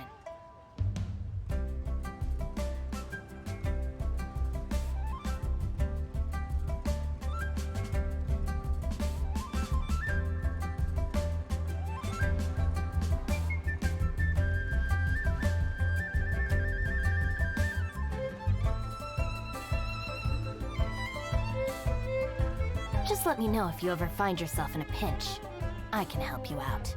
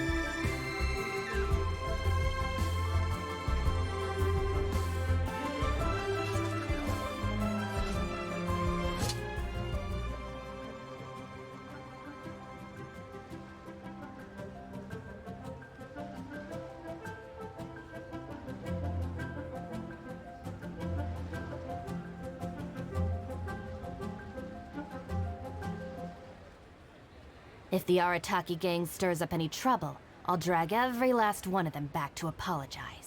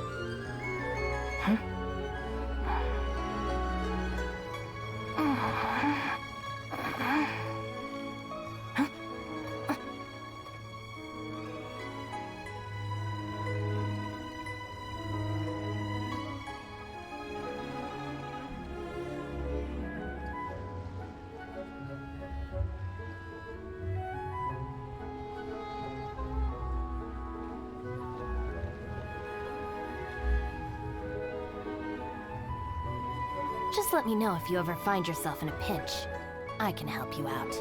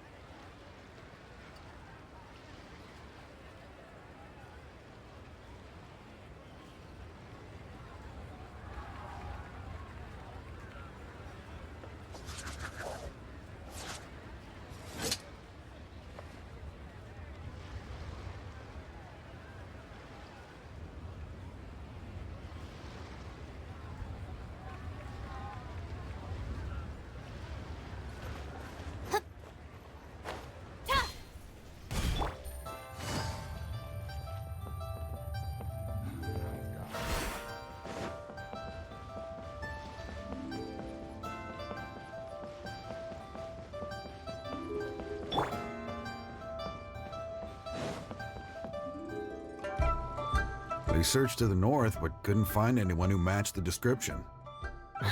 Well, that complicates things. The city folks say there's no sign of him either. We need to start looking further afield. But where are we gonna get the people? Excuse me, sirs. Have you found out anything about my dad yet? Ah, hey there, buddy. Dr. Baiju. What brings you out this way? The boy asked for our help, so we're here to join the search. Any new developments to update us on? Oh, thank goodness. We were just discussing how we're running out of manpower. As for updates, I'm sorry to say that we've searched the surrounding area thoroughly, but didn't find anything. The guards at the crossing up ahead said they hadn't seen anyone either, so we don't believe he was heading towards the Guili Plains. But it is possible that he was bound for Luhua Pool. Luhua Pool? The terrain there can be tricky to navigate. Let's hope he hasn't run into any trouble. You will? Oh, great. We can't thank you enough. Sorry we weren't able to find your dad, buddy. That's okay. Thank you for trying. I'm afraid we have to stay at our posts, so we won't be able to join you in the search. We'll update our superiors on the situation and see if they can assign anyone else to help.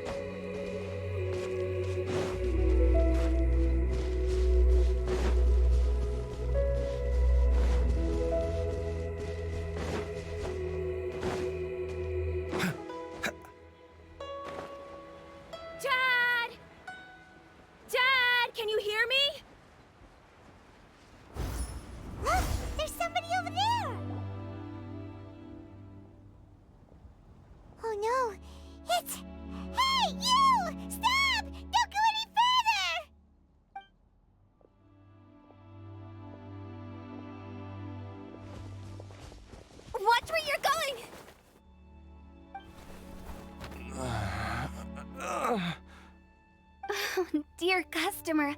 Wangsheng Funeral Parlor does appreciate your patronage, but you needn't hasten the inevitable. Are you all right? Huh? Dad! Hey, Hu Tao! My, who do we have here? It's the Traveler in Paimon, and... my worst nightmare. I see she still hasn't warmed to you. Thank you, Director Hu, for saving this man. Dad, are you okay? Do you recognize me? It's me, Ayu. You're... Ayu? Who am I? Your name is Jiao Liang, and you live just west of Qingse Village. You were supposed to come to Liyue Harbor to see the doctor. Remember? Does that jog your memory? Oh, my name is Jia Liang. Liyue Harbor. See the doctor? Yes, I'm Jia Liang, and I need to see the doctor. Wait, why do I need to see the doctor? Uh-oh. He seems in really bad shape. We need to get him back to Boo Boo Pharmacy right away! Sorry, Hu Tao, gotta dash! Dinner's on us next time! Hold on a second. You're not seriously thinking of taking him to Boo Boo Pharmacy in this state, are you? Huh? Why not? What's the problem? Come on, Baizhu. Don't tell me you haven't noticed it. Didn't your master teach you how to spot the signs? Why do I get the sense that you spotted them right away, but you're planning to use it for your own ends? Use what? What are you talking about? Paimon's lost. There are traces of god remains in Jia Liang's system. Yes, but more importantly, they're on the verge of an outburst. If that happens, the consequences will be unthinkable. Paimon, sorry, what? God remains? There's no need to worry, Director Hu. I have methods of keeping them at bay. It is the sworn duty of all who practice medicine to cure illnesses and save lives. What reason would I have to neglect a patient in need who is right there in front of me? Besides, it was my late master's dying wish to be able to save this patient in particular. Perhaps out of respect for him, you could give me a day's grace so that I have time to treat him? Now you're bringing my great-uncle into this? Baizhu, just what are you planning this time? Merely to cure this man, nothing more.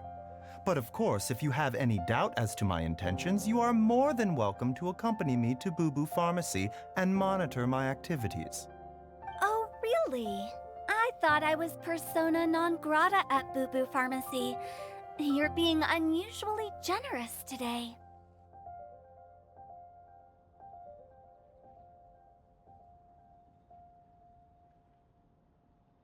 Okay, deal. We're not going to solve anything by keeping Jiao Liang here. I'm happy to do it your way, but only for my great-uncle's sake and the travelers, of course. You must be pleased you brought the traveler along. Otherwise, this would have been a much more vexing ordeal.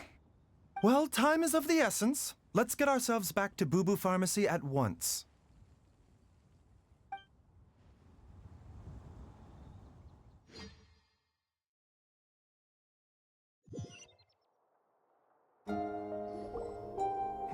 Blockages within the cardiovascular system, reduced blood flow and energy circulation?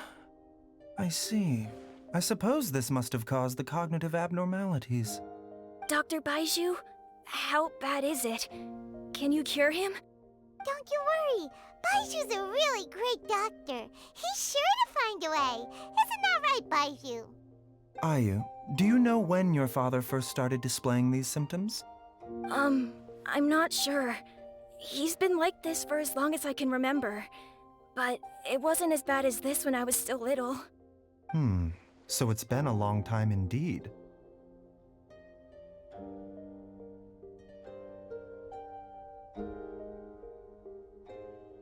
No. I have a treatment plan in mind. We can start tonight. Come and see me again tomorrow morning. I promise that by then, Ayu will find his father healthy and lucid again. Thank you, Dr. Baizhu. Thank you so much. If you still have any misgivings, Director Hu, please feel free to hang around for as long as you wish. However, it would be best if you step outside this room. A doctor must be able to focus when treating a patient. Any distractions heighten the risk of complications. Yes, of course, absolutely. I'll just go and look at the flowers or something. But I will be back in an instant at the first sign that something's amiss. See you tomorrow, Baizhu and Changcheng. Bye for now, everyone. Are you ready, Baizhu? Ready as I'll ever be. I'm used to it by now. Come on, let's get started.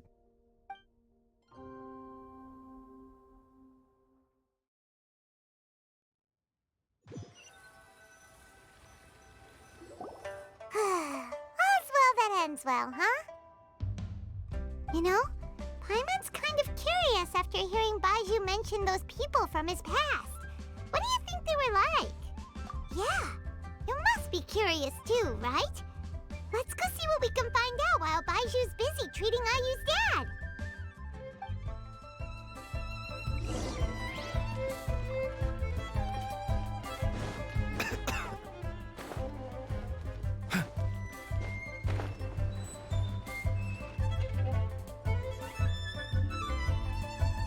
While I'm idling time on admiring the scenery, the spectacled snake-bedecked docs doing surgery. Hello, you busy bees, and what do you have to discuss with the funeral director today? Actually, don't tell me. Let me guess. From the looks on your faces, you've got some questions for me. Guilty as charged. So, we were just a little curious about Baizhu's master. What was he like? Oh, and also, how come you and Baizhu could tell so quickly that Jia Liang had god remains in his system? Huh? I thought I told you once before. Wangsheng Funeral Parlor was first founded to fight back against the vengeful wrath of gods defeated in war.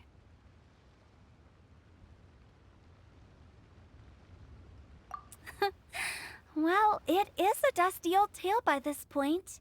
Long story short, in the ancient world, dead gods were acting up, so our ancestors started purifying the air and burning the bodies of the deceased to guard the border between life and death.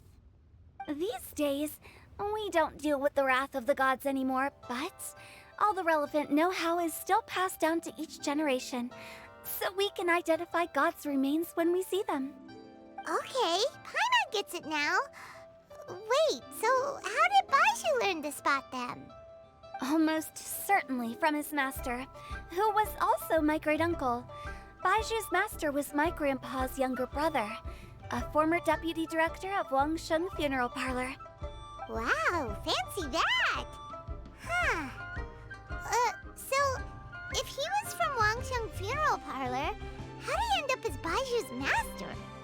According to my grandpa, he and my great-uncle once went traveling together when they were young. They ended up at Chenyu Vale, where they met a pharmacist. That pharmacist must have cast some sort of spell on my great-uncle, because after that encounter, he suddenly announced he wanted to leave the family business and go practice medicine instead. My grandpa had a huge argument with him, but he couldn't convince him to stay. So my grandpa inherited the funeral parlor, while my great-uncle stayed in Chenyu Vale to practice medicine. They never spoke to each other again.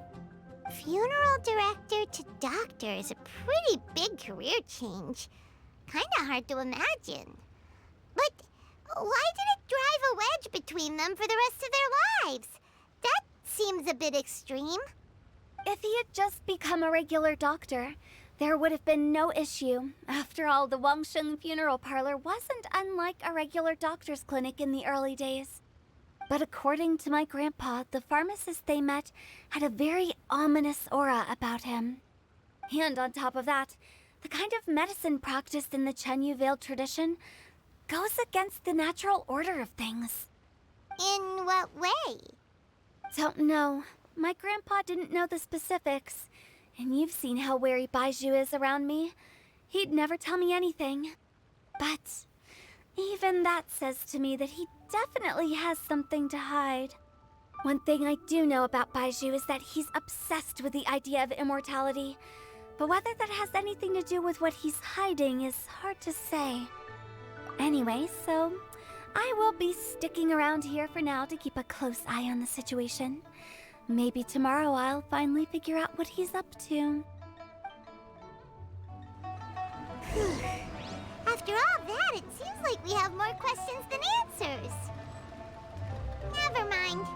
We'll just have to ask Baizhu himself about all of this tomorrow. Oh, while you're here, have either of you seen Chi-Chi around? It's not every day I get to infiltrate Baizhu's lair, but alas, I didn't catch a single glimpse of her anywhere. Aha! What if Baizhu knew I'd be on the lookout for her and hid her away in advance?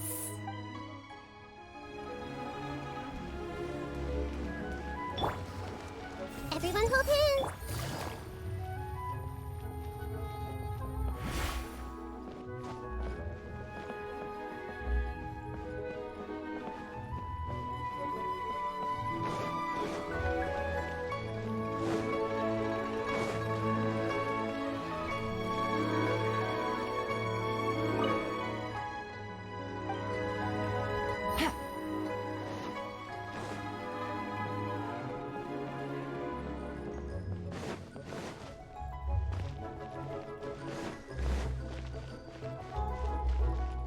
Jiangli?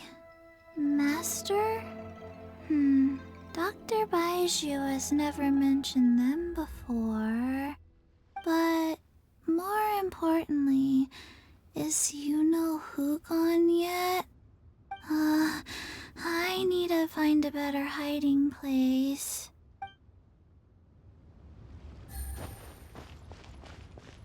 Take it easy.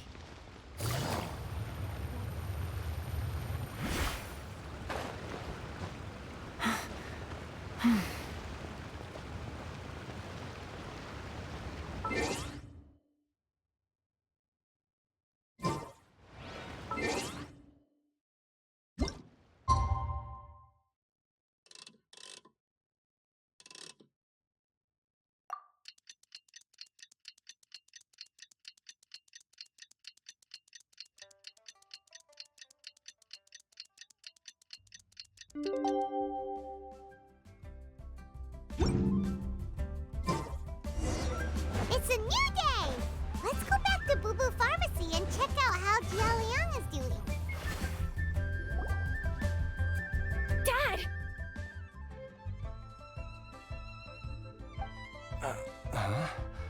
Oh, are you? Dad, you remember me! Yes, I remember now. Oh, are you? I'm so sorry. You must have been worried sick. Has your mom shown up yet? She's been gone for a while, hasn't she? Don't worry, Dad. I got the Adventurers Guild to help us look for her. And Dr. Baizhu's gonna help too. Right now, all you need to do is concentrate on getting better. Great. That's wonderful. I can't thank you enough, Dr. Baizhu. My pleasure, really. It's the least I can do to honor my late master's dying wish. If anything, I should be apologizing to you for not making the time to visit in all these years. Not at all, Dr. Baizhu. It's only because Jiangli... What was her reason again? You're still in the early stages of recovery, so you'll need to take it easy for a while. Take it slowly and try not to overexert yourself. I suggest you stay at Boo Boo Pharmacy. and rest for at least the next few days. Director Hu, do you have any further reservations about Jia Liang's condition? It seems like the evil presence is gone after all. You really did manage to suppress it, huh? But how did you accomplish this in a single night? That would be a trade secret, I'm afraid. If that gives you any cause for concern, you may continue to monitor Jia Liang for as long as you wish. Though I regret to say that Boo Pharmacy cannot offer to reimburse Wang Sheng Funeral Parlor for any revenue lost in the meantime. Oh, come on, Baizhu. I'm not that unreasonable.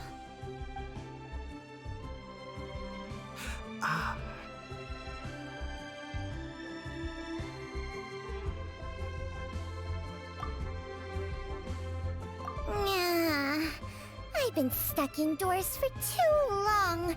Baizhu, take me outside for some air, or I'm going to suffocate. Yes, of course. Everyone, please excuse Qiangsheng and myself for a moment.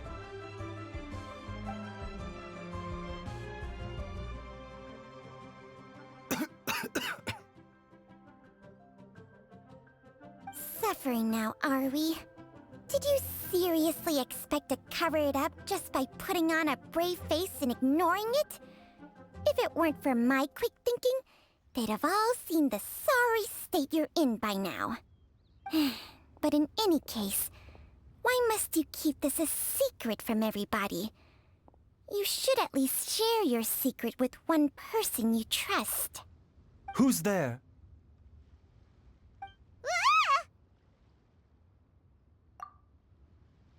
Why did you follow us here? Oh, it's nothing. I just needed to get some air. What did I just say about putting on a brave face? Traveler, Paimon, the truth is, Baizhu did not cure Jialiang's illness. Instead, he transferred some of his own life force to his patient to temporarily subdue the poison in his system. Baizhu, can you please explain all of this? My predecessors in medicine forged a contract with Qiangsheng. Every successor to this contract is able to use Qiangsheng's secret art to treat patients.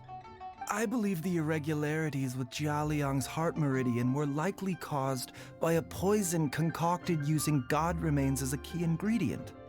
The poison has not been purged from Jia Liang's system. Rather, I infused him with some of my own life force, using Qiangsheng as the delivery medium. This will suppress the poison's effects for a limited time. Qiangsheng? You can do that? Huh. Paimon always thought you were just Baizhu's strange choice of a necklace.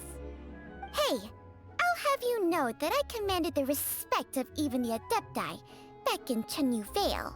If anything, he is my mannequin. I was treating patients with Baiju's master's master long before he ever set eyes on his first medical text. Whoa. Guess you shouldn't judge a snake by its skin. Please, that's enough. Wait a sec. Huto was saying that the branch of medicine you studied uses some pretty dubious methods. So, when you transfer your life force, does that mean you're actually damaging your own body? Hardly. Qiangsheng helps to keep my qi in balance, so there is no great harm done. Still, Baiju's life force is not unlimited. We must find a way to neutralize the poison in Jialiang's body, and soon. Traveler, Paimon, would you lend this dummy a hand? He needs someone checking up on him, or he'll exhaust himself trying to accomplish everything on his own.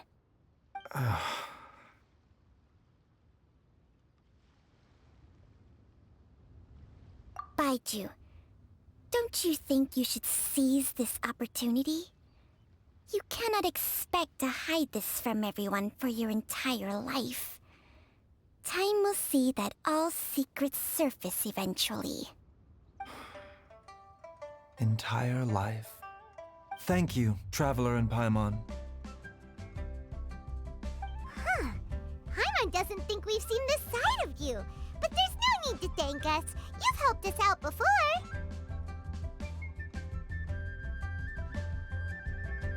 The poison in Jialiang's system must have accumulated over a prolonged period. I think I should pay a visit to their family home and look for clues as to how he might have been exposed to it.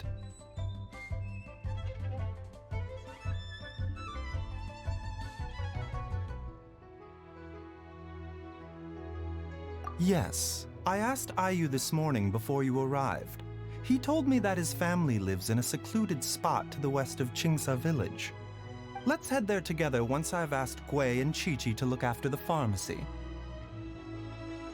As well as investigating Jialiang's exposure to the poison, we should also keep an eye out for Ayu's missing mother, my fellow disciple Jiang Li.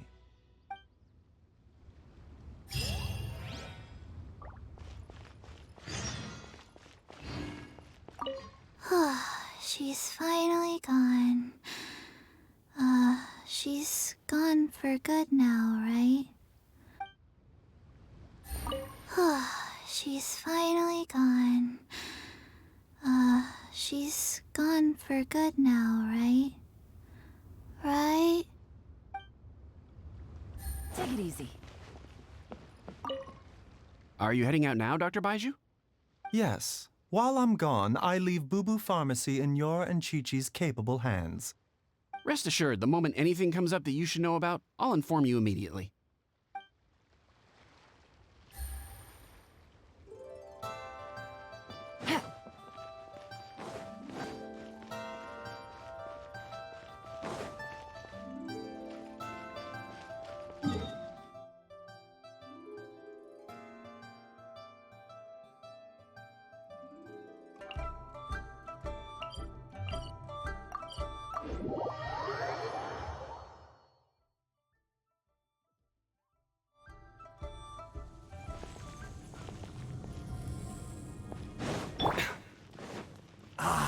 A bitter pill to swallow.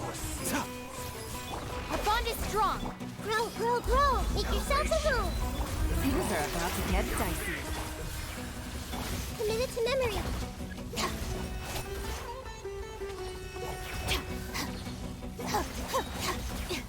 Stand with me. Lightning, Sheriff! Gotcha. Yeah, yeah! Seems like an emergency. Our bond is strong. Grow, grow, grow! The Temple of Wisdom! Mind the side effects. Busted. Commit it to memory. Game's up. Fun's over. Dissipate. Yeah. This way, Karina. Yeah! Out of my way. Grow, grow, grow! Gotcha. Yeah, commit it to memory. Make yourselves at home. We're looking for a fight. Our bond is strong. The doctor will see. Grow, grow, grow! Taking a turn for the better. Yeah! Ha! Busted. Here comes the catch.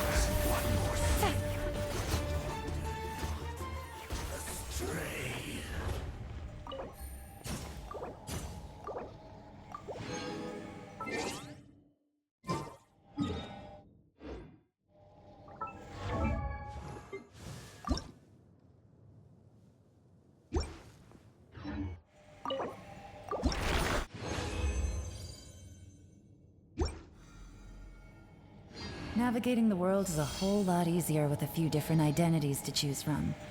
Need me to come up with some for you?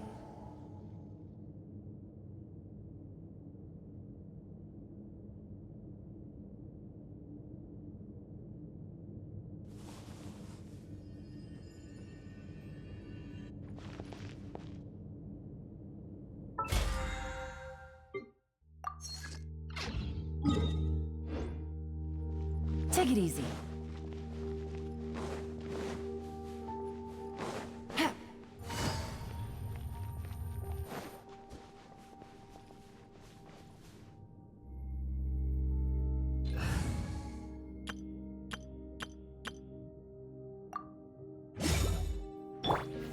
Gather!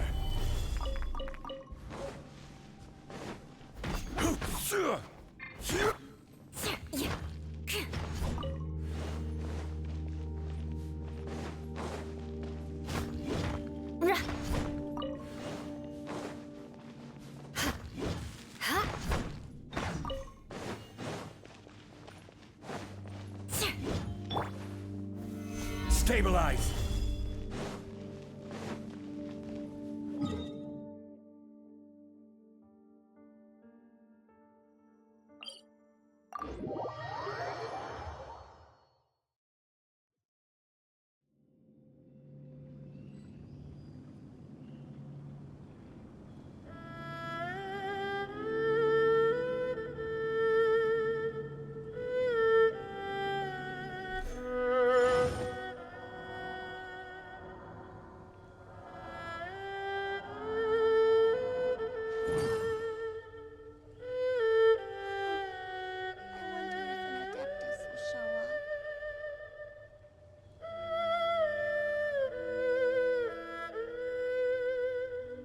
Every journey has its final day.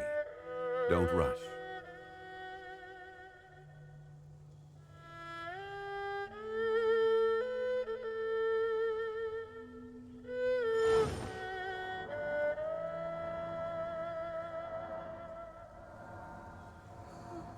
I wonder if an Adeptus will show up.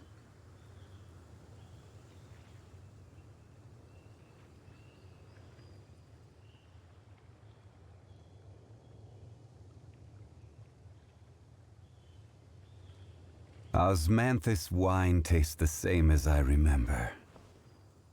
But where are those who share the memory? I wonder if an Adeptus will show up.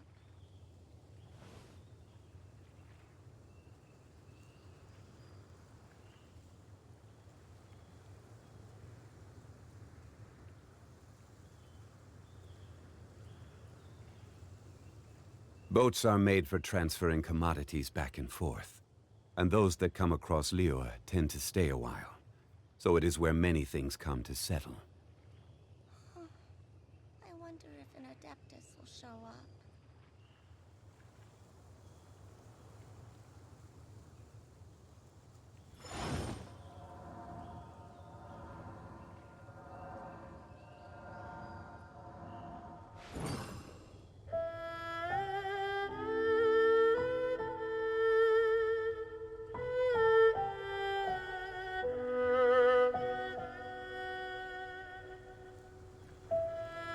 Osmanthus wine tastes the same as I remember. But where are those who share the memory?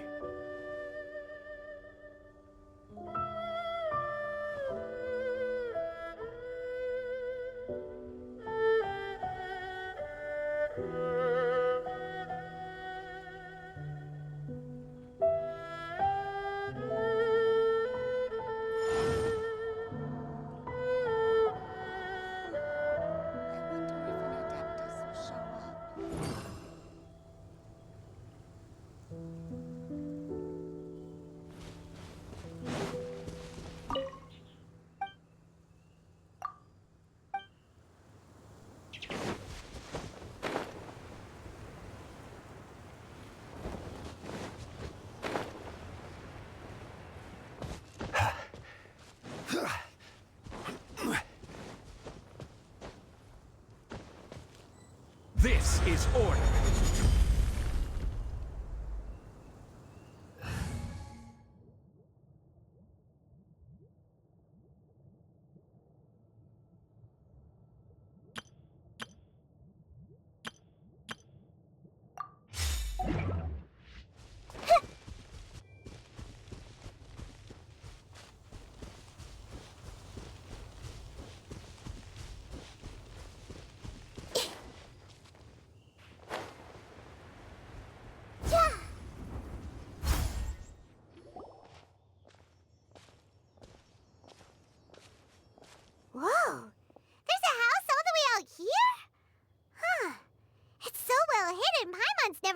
used it before. Nor have I. And I've hosted clinics at Qingsa Village many times in the past. If you ask me, Jiang Li was trying to remain unnoticed. Oh, that reminds Paimon. We meant to ask earlier, but it slipped our minds in the rush to get here. Could you tell us more about Jiang Li? You said she was your fellow disciple, right? She was indeed. We studied medicine together under the same master near Chenyu Vale. She is several years older than I and also began her travels far earlier than me. As a result, the time I spent studying alongside her was rather short. Supposedly, she met an herb gatherer sometime during her travels and decided to settle down with him. That must have been Jialiang. Wait, Changsheng, are you saying neither of you had actually met Jialiang or Ayu before all of this? Jiang Li did occasionally come back to Chenyu Vale to see our master, but for whatever reason, she hardly ever talked about her family.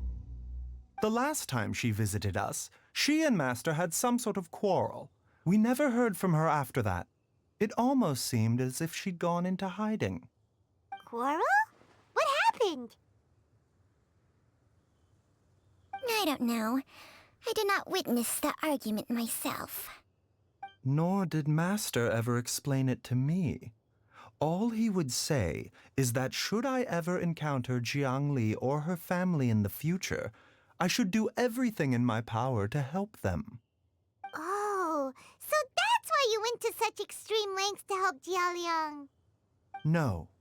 Even if my master had never said anything, it would still be my duty as a doctor to help him. My decision would have remained the same. Paimon never knew you were so selfless, Baizhu. Paimon always had you down as the sneaky, scheming type. Sorry. So a few words from me is enough to dispel all your suspicions, You ought not be quite so quick to relax your guard, Paimon. Sometimes even the good guys have their own private agenda. What the... Okay, that was the most suspicious sounding thing you've ever said. Let's leave the idle chatter there for now, Jiang Li has lived in this house for many years. There must be something here that can shed a little light on this whole situation. Let's split up, but if anyone finds anything, we'll examine it together.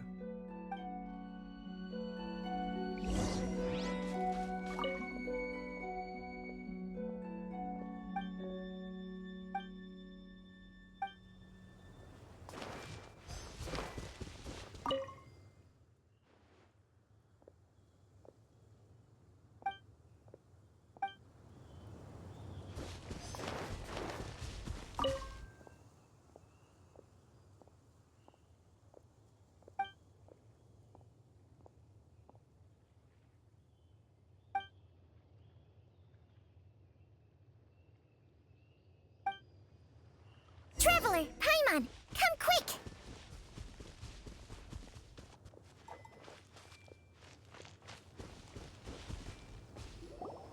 What is this?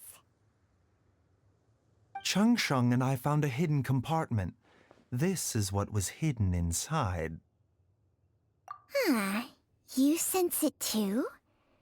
You're right. This is a poison concocted using god remains. Is it breathing?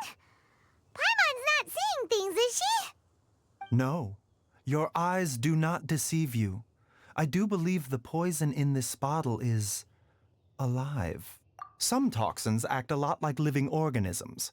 I read about this once in The Origins and Symptoms of Diseases. This ancient class of poisons consists of mother and minor loads, capable of sustaining a connection over vast distances. If it's a concoction of this kind we're dealing with, then both the poison in Jialiang's system and this one here are likely minor loads. Offshoots, essentially. Offshoots? So, the main body is somewhere else? Correct. Whoever is administering the poison can manipulate the source to indirectly control the poisoned individual's behavior and even cognition. Similarly, the poisoned individual will hear, to a varying extent, the call of the source. The call of the... Wait. So back when Jia Liang ran off, maybe that explains where he was heading. Only one thing could have been drawing him there. The source of the god remains used as the poison's key ingredient, the mother lode. This is getting crazier and crazier. What kind of person would do all this just to poison Jia Liang? Hey, why has everyone gone quiet all of a sudden? Since this poison was carefully hidden away in a secret compartment, the one who concocted it is likely a resident of the house. You mean Jia Liang? Why would he poison himself? Think a little harder, Paimon. Someone else who lives here, and who might have expertise in crafting drugs. Huh? So you're saying... it was Jiang Li? Wait, but that doesn't make any sense either. Why would she poison her own husband? I agree. It makes little sense. Jiang Li does not strike me as the kind of person who would do such a thing. Look at the facts, though. How many people in the entirety of Liyue have the ability to concoct a poison from god remains? It's too early to draw any conclusions. We should question Jia Liang about it once he has made more progress in his recovery. Yes. According to the origins and symptoms of diseases, the minor lodes will disappear if the mother lode is purged. So if we can find and destroy the source of these god remains, the poison will leave Jia Liang's system without the need for any further treatment. Do you know anything about god remains in Qingce Village? Even the history books have no record of this. The only ones who'll know anything are those old fogies who have been hanging around here since the beginning of time. Didn't you used to be on good terms with the Adepti, though? You sure they didn't tell you anything about this? Well, Changsheng's memories and powers are not what they were in her prime. These days, she has to enter a contract with a mortal and share their life force just to sustain her own life.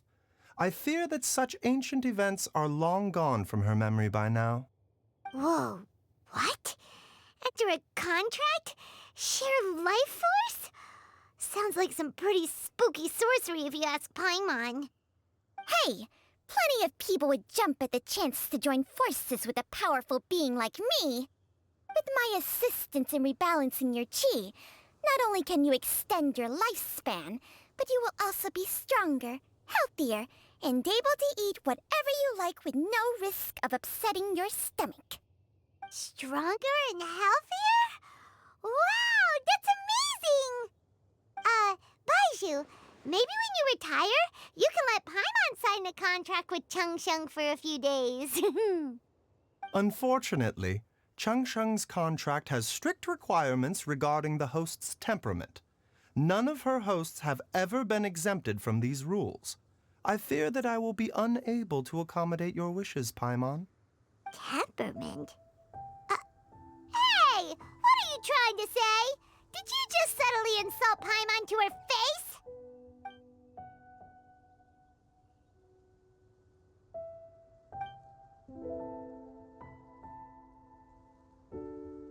Ugh! Paimon's mad! You're getting ugly nicknames, both of you! Baizhu, you're Mannequin Man! Changsheng, you're just a pain in the neck!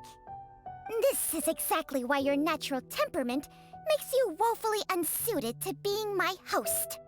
All right, everybody, calm down. Back to the matter at hand. Is there any way at all for us to seek counsel from the Adepti about this? With how antisocial they are? If it were up to them, they'd go their whole lives without showing their faces to the common folk. What? Seems you're as well connected as they say, Traveler. We are truly fortunate to have you on our side. Oh, if you're talking about who Paimon thinks you're better do the honors.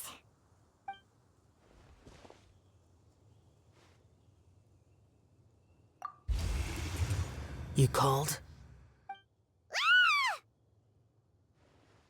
Ugh, gets Paimon every time. Are all Adepti in the habit of materializing out of thin air like this? Well, this is unexpected. Huh? It's you. Baizhu of Bubu Pharmacy. I do believe I've had the pleasure before. The Lantern Rite, when we met briefly, I was unaware of your true identity. I must apologize for the discourtesy. Huh? You two already know each other? Our paths have crossed once before. I sense the presence of evil spirits. Is this why you called me?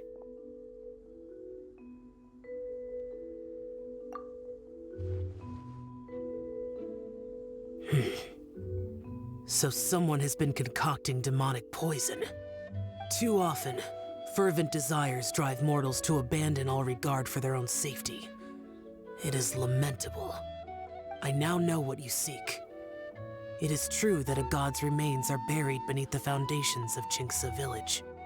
A vile monster known as the Che once wrought havoc over this land, before it was subdued by Rex Lapis. The land was finally cleansed of poison when Rex Lapis used statues in his likeness to seal the serpent's remains. Qingce Village was founded some time after that. The seal is still mostly intact. If the Che is the source, then it must be some of its blood leaking from deep underground. However, its aura is faint and barely detectable. You will need to investigate further to identify the location of the leak. I do not like to intervene against mortals unless absolutely necessary. But when demonic forces are involved, things can spiral out of control. If that happens, be sure to call my name again.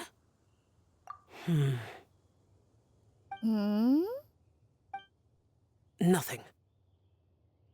I do not wish to sway decisions that are mortals to make, but immortality may not be the blessing that you imagine it to be.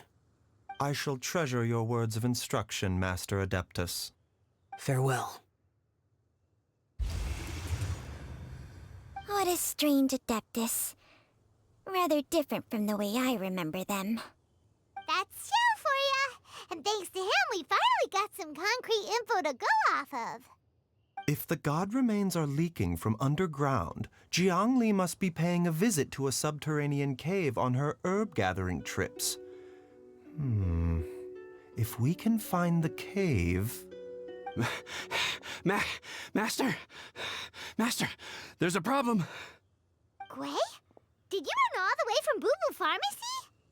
What happened? Don't panic. Just catch your breath and tell... It's Jiaoliang. He was fine one minute, and then he suddenly took a turn for the worse. Already? How? Based on past experience, he should have been fine for the next 3 days at least. It seems that my worst fears have been confirmed. Everyone, back to Bubu Pharmacy now!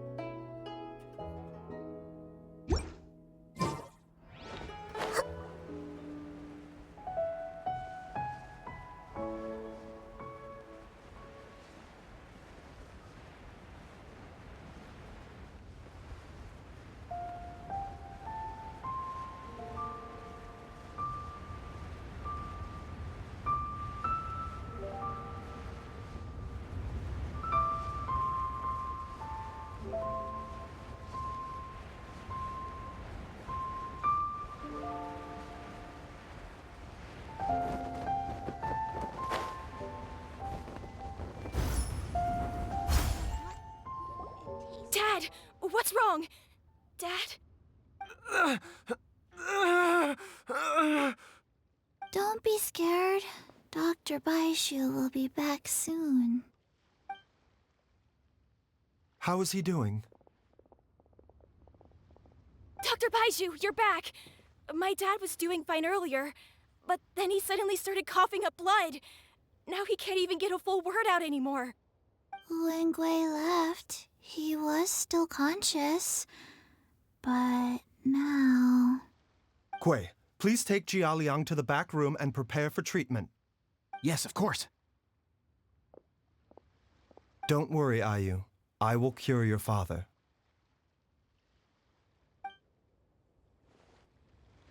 Baishu's not gonna use Changsheng's secret art again, is he? Is there really no other way to save Jialiang?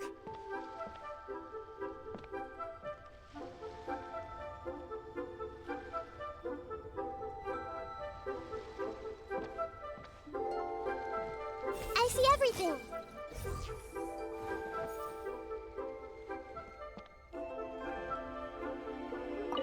Oh, please don't worry.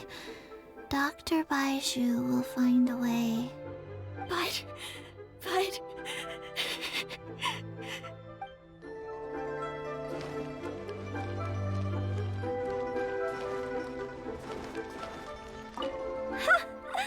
Fancy running into you guys at a place like this. What are the chances? Nothing.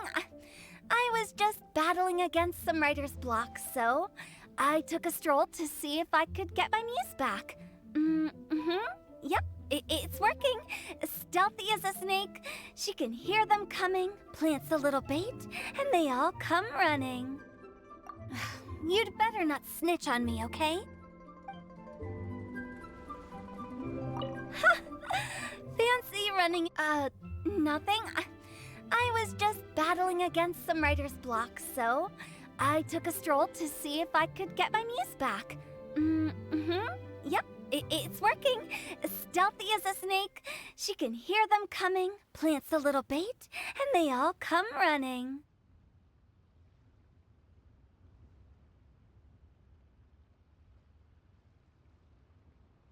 It's fine. I have someone taking care of the books while I'm gone. Well, hold up. Now that you mention it, I probably shouldn't stick around here too long.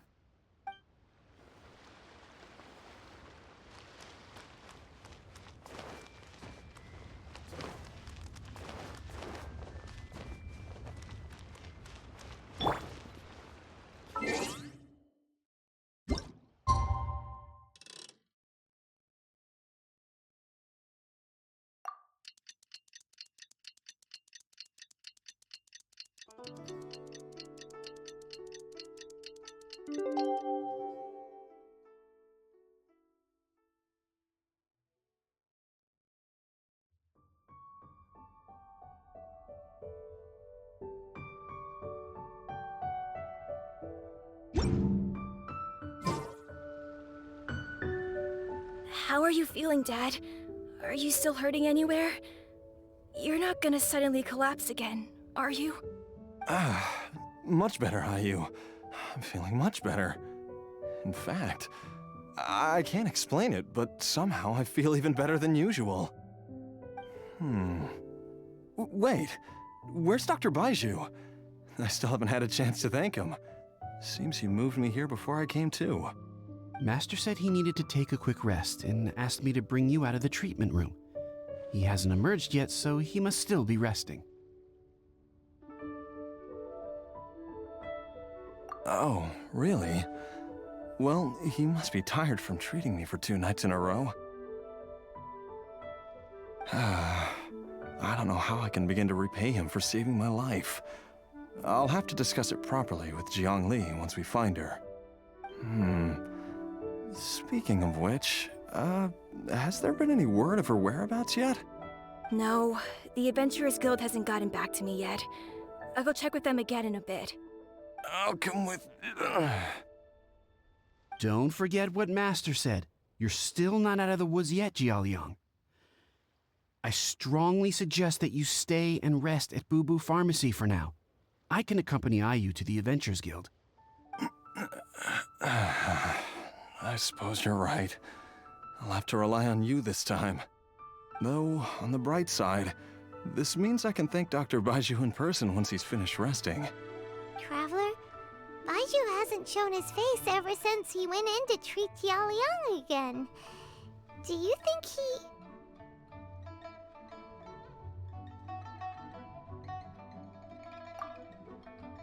Huh? Hey, wait up!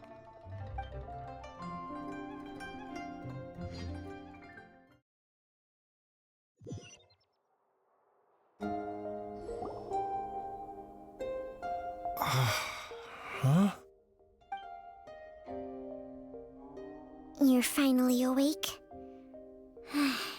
That was far too risky, even with me here to help you balance your chi. There was no time. I had no other choice. In any case, it was not completely without benefit to myself. I managed to learn something. Jiang Li's design is quite brilliant. She makes numerous innovations that I can learn from. Alas, if only there wasn't a catch. So, how much longer do you think Baizhu's gonna nap for? They've been outside waiting for you the whole time while you were asleep. Shall we at least go and show our faces? All right.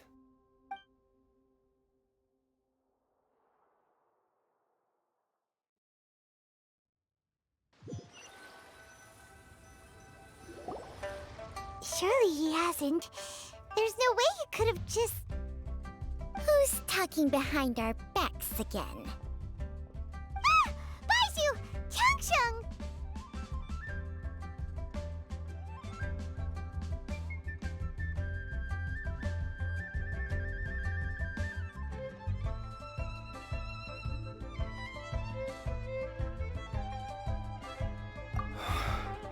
Of course. There's no need to be concerned. I merely had to transfer a rather large amount of life force on this occasion. But, with Changsheng's help, I will recover in time. Jialiang seemed fine yesterday. Why did he need more life-saving treatment again so soon? I made an error in my initial diagnosis. Jialiang is in fact suffering from more than one ailment, and as a result, his life force depleted at a greater rate than I had anticipated. What? You mean, even if you got all the poison out of him, he'd still be sick? Yes. But more pertinently, the poison in Jialiang's system is there precisely because it is being used to manage his underlying medical condition. Jialiang has a rare congenital heart condition, and ongoing treatment is essential to maintaining healthy functioning of his heart meridian. Left untreated, it puts the patient at risk of coughing up blood and fainting, and in the longer term, causes irreversible damage to the internal organs. Though it was created from god remains, this formula is not a poison in Jialiang's case. Rather, it's his medication. Had he not taken it all these years, he likely would have died a long time ago. Still, using poison to treat a disease is hardly a viable long-term solution. As time passed, and the poison accumulated in his system, it began to impact his cognition. Moreover, the longer he relied upon this medicine, the more resistant his body became to it. Jiang Li had to concoct ever greater quantities to ensure its continued efficacy, or he could have still perished at any moment. That explains why Ayu said his dad has been getting worse, and why his mom went off to gather herbs. God remains are extremely dangerous to be around, because humans have no natural defense against them. I shudder to think how many times Jiang Li has exposed herself to them. I fear that the situation is just as that Adeptus described. In an effort to save Jialiang's life, Jiang Li has abandoned all regard for her own safety, I never suspected that even Jiangli would turn to the same path as so many others over the years. Perhaps this is the inevitable course of fate. To sacrifice one's own life to save others. To go beyond human means in order to do the impossible. Whatever the cost may be. Well, I think that it's too early to say with any certainty what fate has in mind. In any case, I have stabilized Jia Liang's condition for now, so our immediate priority should be to get ourselves back to Qingce Village and find out where Jiangli is. Her regular exposure to god remains over such a long period will have been catastrophic for her health. And given that she's already been missing for several days, I am fearing the worst.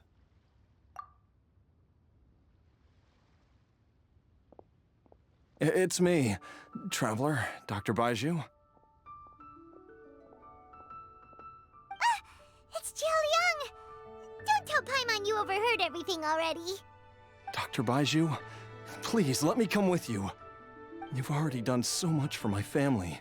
I can no longer just sit here and watch while you put yourself at risk for Jiangli's sake. After all, if it wasn't for me, she wouldn't have had to put herself in harm's way in the first place. I know I won't be of much help in battle, but at the very least, I can show you the way. I'm sure I'll be able to remember. I know there's a spot where she says goodbye to me every time she goes to gather her herbs. I'm sure I'll remember. I have to remember.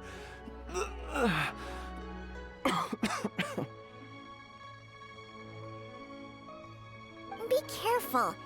If you get too agitated, your blood pressure and stress levels will rise, putting further pressure on your heart. For your own safety, you should stay here and rest. No! We're out of time! We have to go now. Right now. Before I forget everything again. This trip will be extremely dangerous, and there is a very real possibility that you will not return from it. Are you sure you're prepared for that? I never expected to live this long in the first place. My death is already long overdue. So why should I fear it? There's only one thing I fear now, and that's that I'll forget her again before we manage to find her. Very well. Then follow me.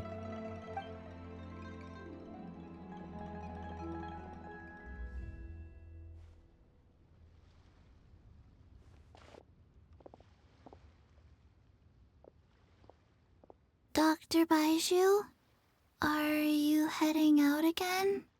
Yes. This could be a long one. Could you please prepare a dose of the usual formula? Please add an extra measure of mistgrass pollen and 1 dose each of the ingredients from the 3rd and 5th compartments of my medicine cabinet. I hope it works. Dr. Baizhu, do you mean... Hop to it now, and remember to be careful with the cauldron this time. You don't want to burn yourself again. Okay.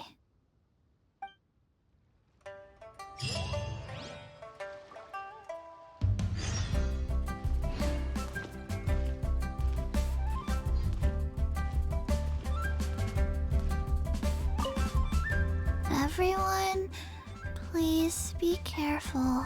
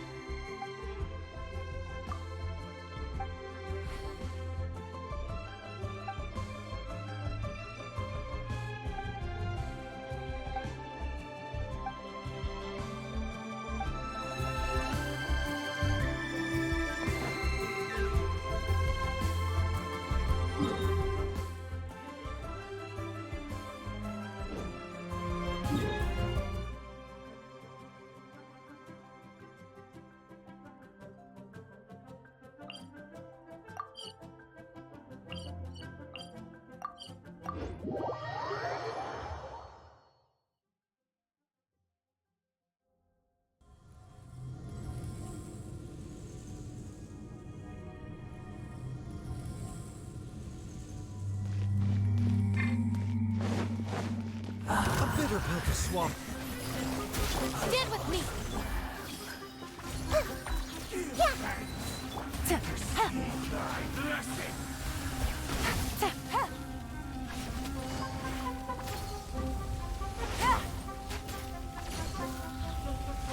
Take it easy. I'll settle this. Dissipate. Mind the side effects. Seems like an emergency. Yeah. Sharing my knowledge. Committed to memory. Quietly now.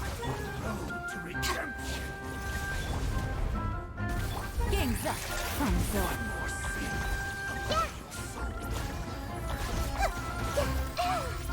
A bitter pill to swallow. No one met. Out of my way! The Temple of Wisdom. Grow, grow, grow. Our bond is strong.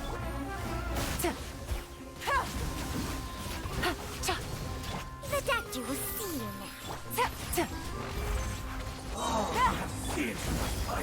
Here comes the catch.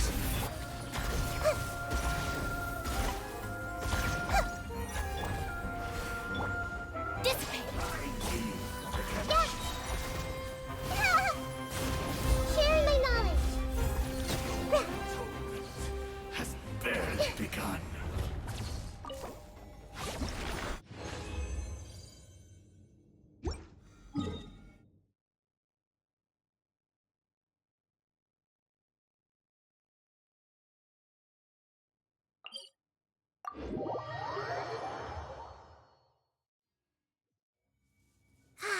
The weather is lovely and warm.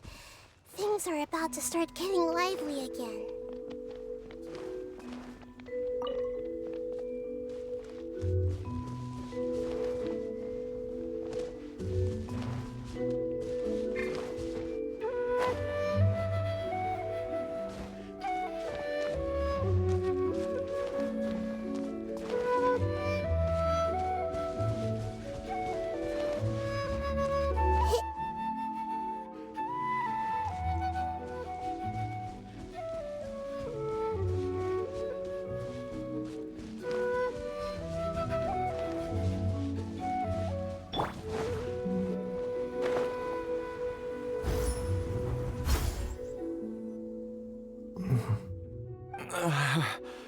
That strange feeling is back. It's just like the day I went missing. It's as if something inside me is trying to guide me somewhere. The Mother Lode's influence is growing stronger. But is it because we're getting closer to the source? Or because the leakage of Che blood is growing more severe? Jialiang, can you sense which direction the source is in? I think it's this way.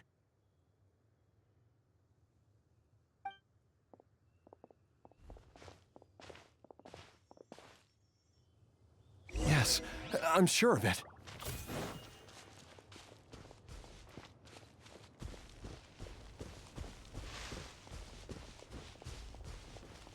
I feel a dull ache in my heart. This must be the way.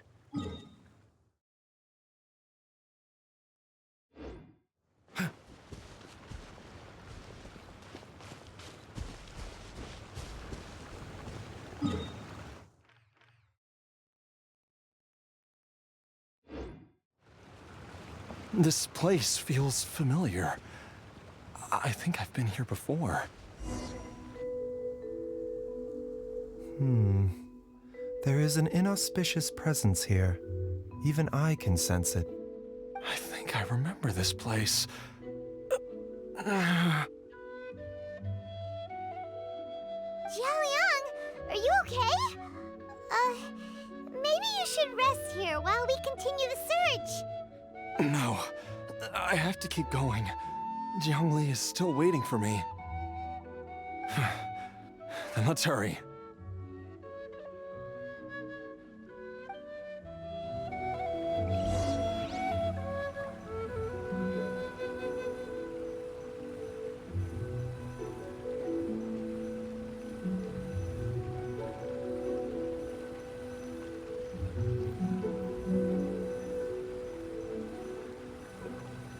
Life death, and the world around us all follow a set of laws. But if you never test the limits, how can anyone know where the boundaries of these laws are?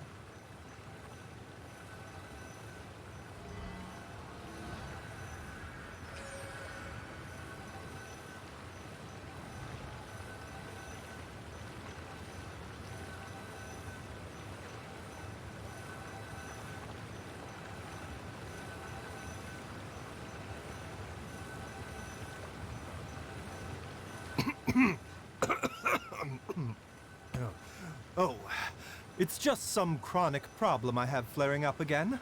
Nothing to worry about.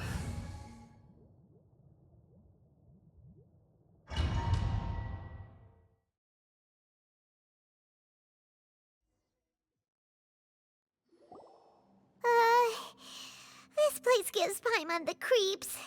Who knows what we're gonna find up ahead?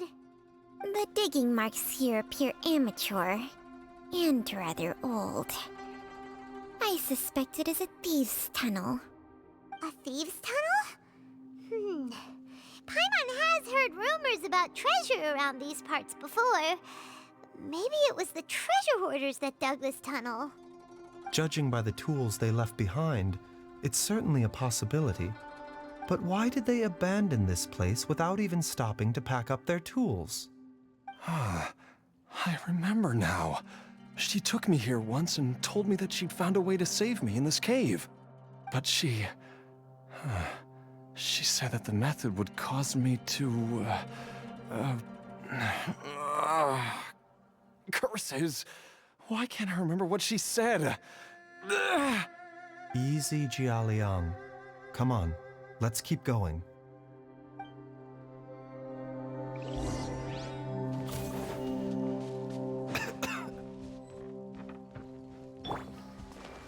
Everyone hold hands! Stand with me! Busted!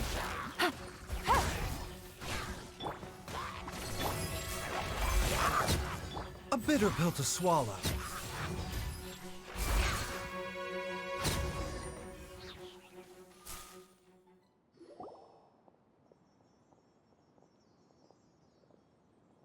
Whoa, there's a sensor here.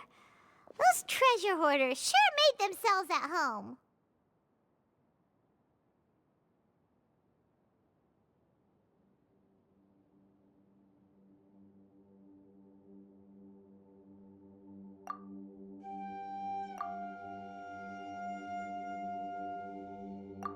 I believe this sensor was used to burn a monster-repelling incense. A monster repelling incense? You sure? 'Cause we did run into that group of monsters just now. The incense was burned several days ago. If I had to guess, the monsters we fought just now were enticed here by some entity deeper inside the cave. No doubt an encounter with the very same entity was what prompted the treasure hoarders to flee and abandon their designs on this cave. After them, Jiang Li was the next person to discover this place and what lies inside. But to her, it presented an opportunity to save Jia Liang's life, albeit as a last resort. That's right. This sensor, it belongs to Jiang Li. Yes, this was the place. This is where I told Jiang Li to give me the poison.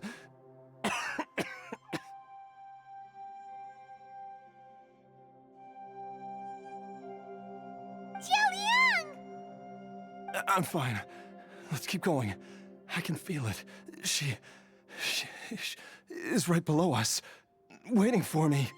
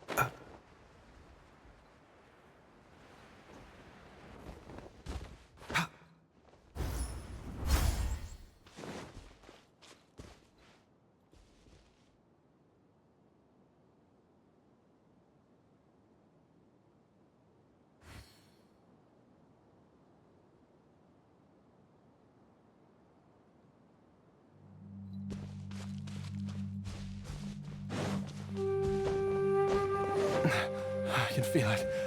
We're getting close. We're almost there. It's right up ahead. The place where we made a pact together to...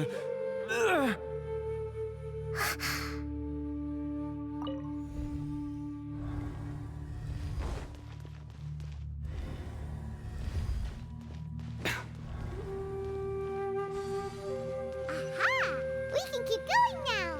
From the looks of it, the energy released by this mechanism can not only clear barriers, but also be conducted by corresponding mechanisms.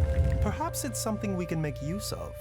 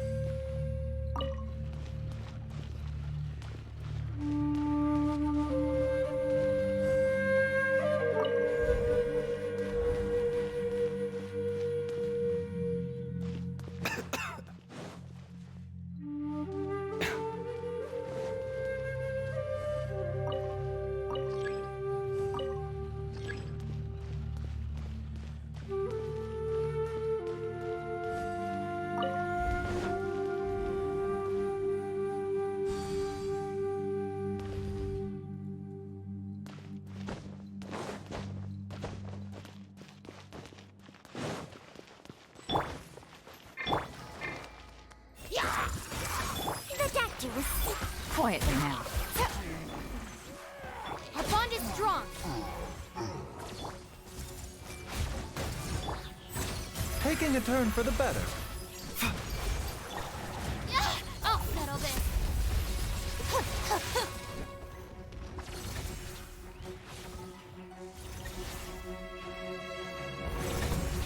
Stand with me.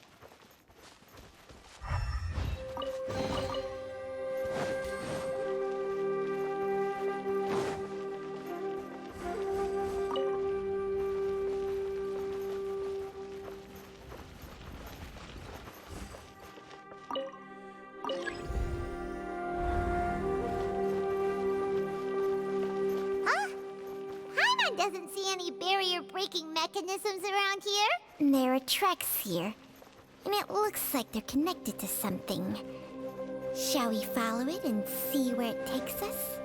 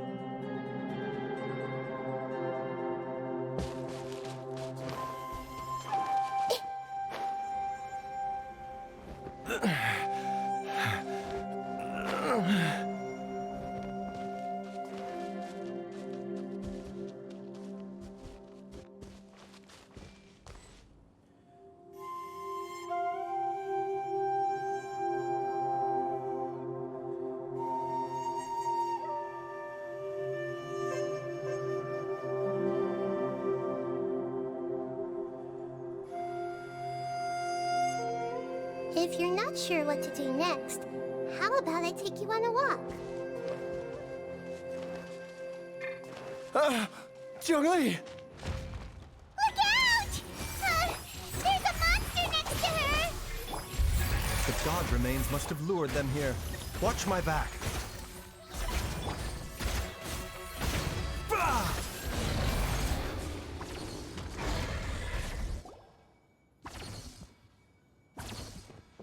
Dr. Baizhu, how serious is it? Is she... I can still feel a pulse, but her condition is quite grave. The god remains here are encroaching on her cognition, much as the poison in your system did to you. If we don't eliminate it soon, then even if we save her life, I fear that she may never wake up again. Then, what are we waiting for?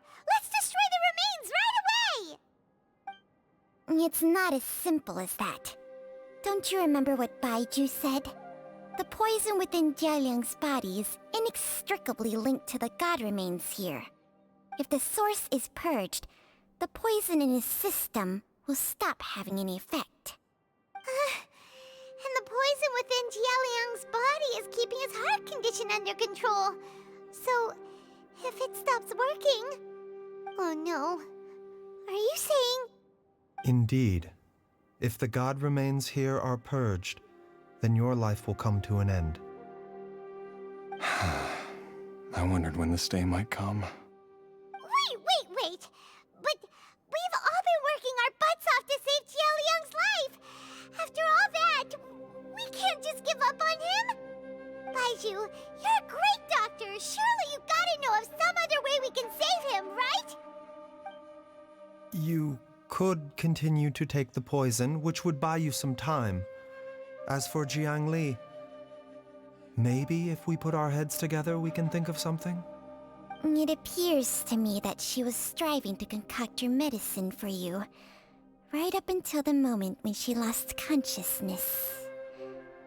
Maybe it's her greatest wish that you will continue to take it and live. Dr. Baizhu, give it to me straight. How long does Jiangli have? The god remains have reached her internal organs.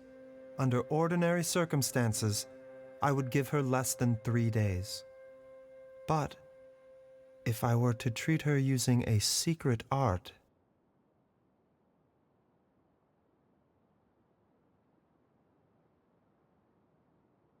But what would be the point of that? Dr. Baizhu, I'm all too aware of the dangers of god remains. You are not the first to mention it to me. If I continue to sustain my own life using this wretched substance, not only would Jiangli have to keep risking her life to make my medicine for me, but I would have to live with the looming threat of these remains breaking out and wreaking havoc not just upon me, but my entire family. I know for a fact that I should have died over a decade ago. The fact that I've been around to see Ayu grow up is already a great blessing from Rex Lapis. If my choice can bring Jiangli back, then even if I die... Jialiang... After cheating death for so long, it seems I've grown somewhat addicted to life. Traveler, Dr. Baizhu, could I have another minute with my wife? I just want to have one final moment together. Just a moment, that's all. Of course. Thank you, everyone. And I'm sorry that I won't be able to repay your kindness in this life. Jialiang... Baizhu, Changsheng... Is there really nothing else you can do? I am sure that over the years, Jiangli will have tried all the conventional methods known to humankind. As for less conventional methods, I have little expertise besides Changsheng's secret art. Mortals are fated to grow old and pass on when their natural lifespan runs out. If it were so easy to combat the natural processes of aging and death, Jiangli would not have had to resort to unnatural methods. What a crazy situation. Jiang Li risked it all to save Jia Liang's life. And now, Jia Liang has to sacrifice himself to save Jiang Li. What's the point of it all?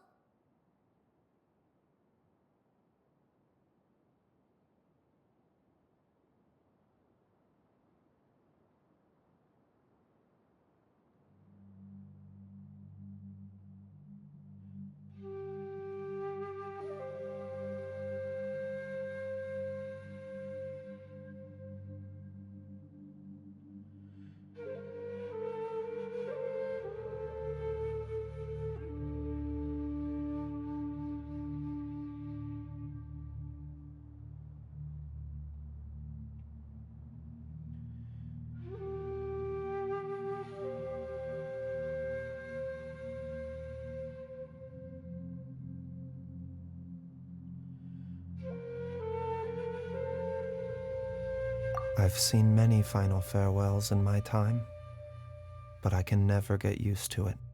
In the human realm, all things must come to an end. Is it not a fitting end to die for a worthy cause? At least, that's what generations of masters before you have always believed. The path they chose was indeed a heroic one. But when I think of those who would willingly sacrifice themselves for others, I cannot help but think that theirs are the lives least deserving of death. When all this began, we agreed that once Ayu was old enough to help you gather herbs, it would be time for me to go. If you could only see him now. He took me all the way to Liyue Harbor to see the doctor. And he even got the Adventurers Guild to search for you. So, I know that you'll both be okay without me.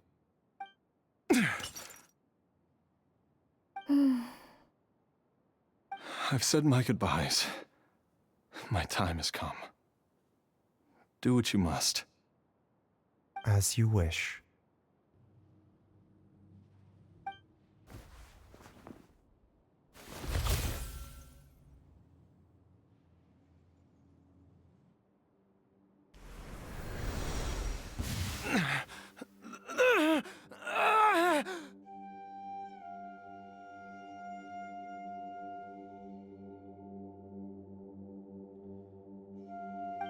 It will eat away at both your cognition and your memories. In the end, you'll become little more than a shadow of your true self.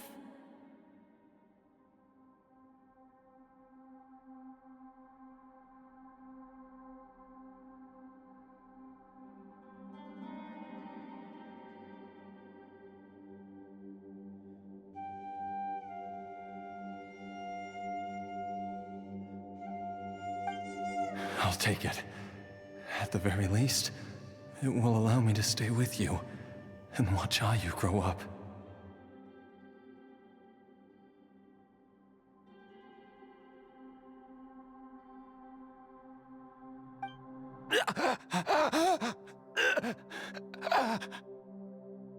Mom, something's really wrong with Dad.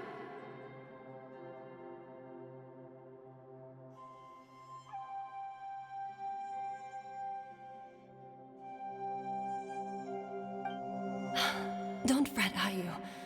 I will gather some medicinal herbs right away. I promise you, nothing will happen to our family.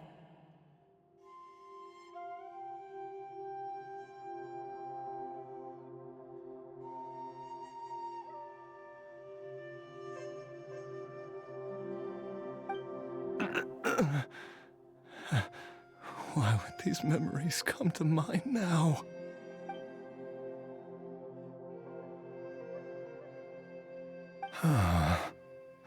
The longer we live, the tighter we cling to what we have.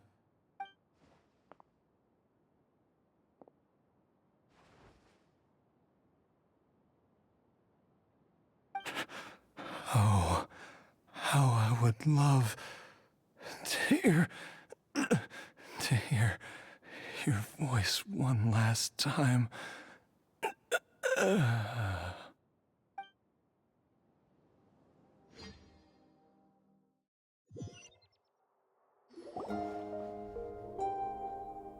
Jialiang. Jialiang. Jialiang. Jialiang.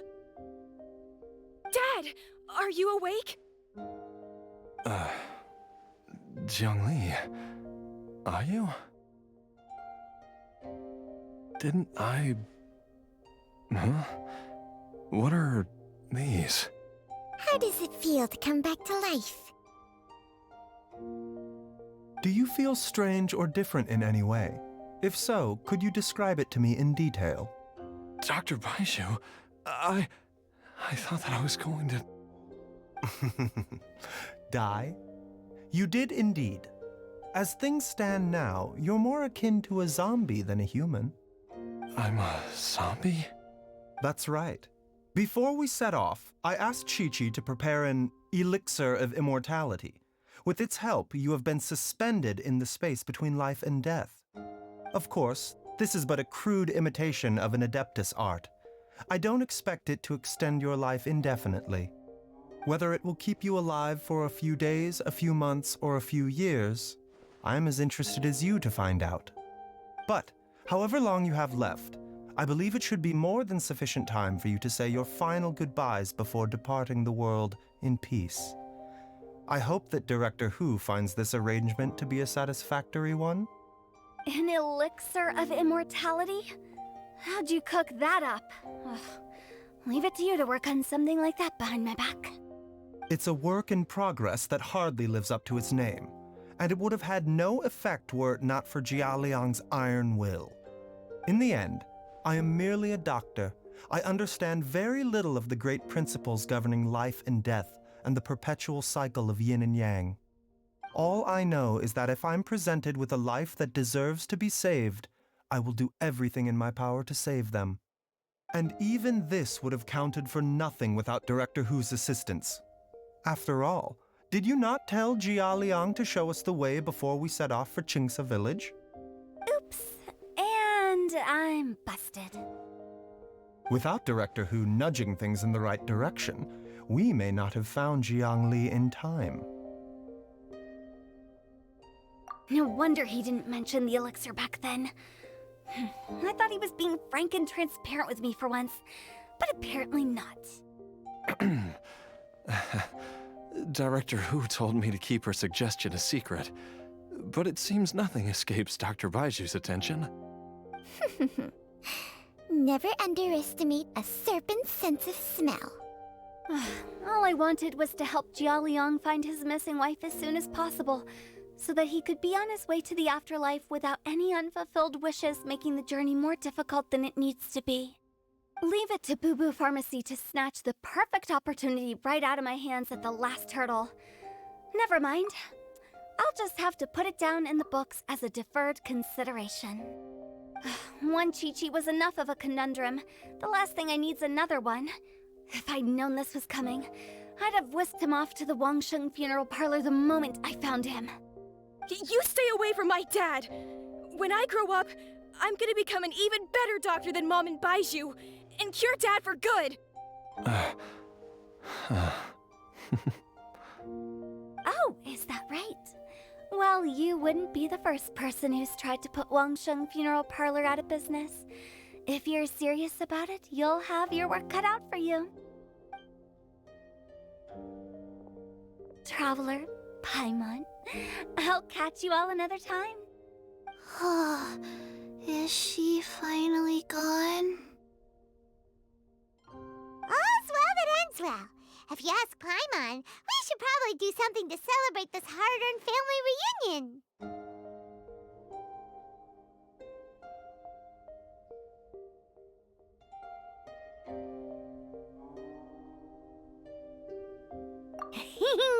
At times like this, a grand celebratory feast is in order. It feels like it was a whole lifetime ago when I last talked with Jiangli and Ayu around the dinner table. Yay! Paimon can't wait! Alright, first things first, off to the market for some fresh ingredients. Let's go! Oh, wait up! I'll come too! Baizhu, thank you so much for everything you've done for us. Don't mention it, Jiangli. I was just doing my duty. Just your duty, huh? Baizhu, Changsheng, would you mind if we took this conversation outside?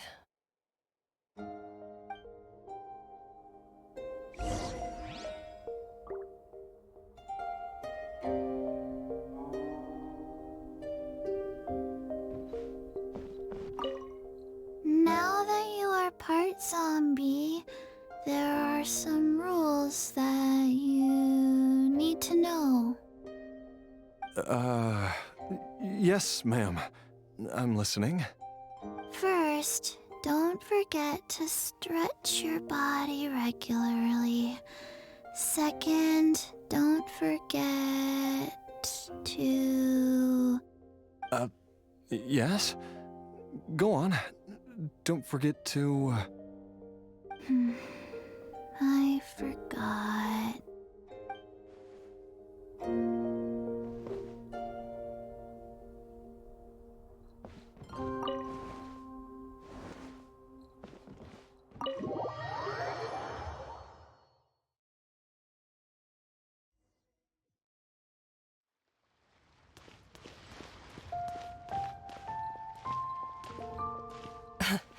Time flies.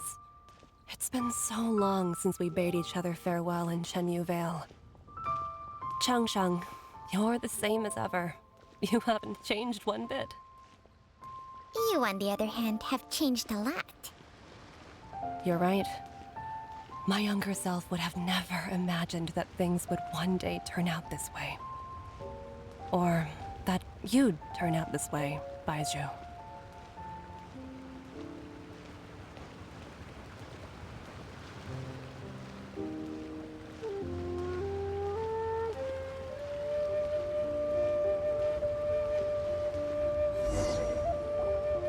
I've taken a look at your elixir of immortality. It's not altogether dissimilar from the poison I concocted in terms of the way it functions. I have to say, Jiangli, it was a stroke of genius to use poison to maintain life. I hope you're not too upset at me for copying your methods. No, not at all. With your intellect, even if you'd never seen my poison, I believe you would have eventually arrived at the same approach. But I'm still impressed by how quickly you managed to gain such a thorough understanding of it. Jialiang's still only been in your care for a few days. Not just that, you even managed to improve upon the original formula. That cannot be explained by intellect alone. Baizhu, be honest with me. Did you try out some of the poison on yourself?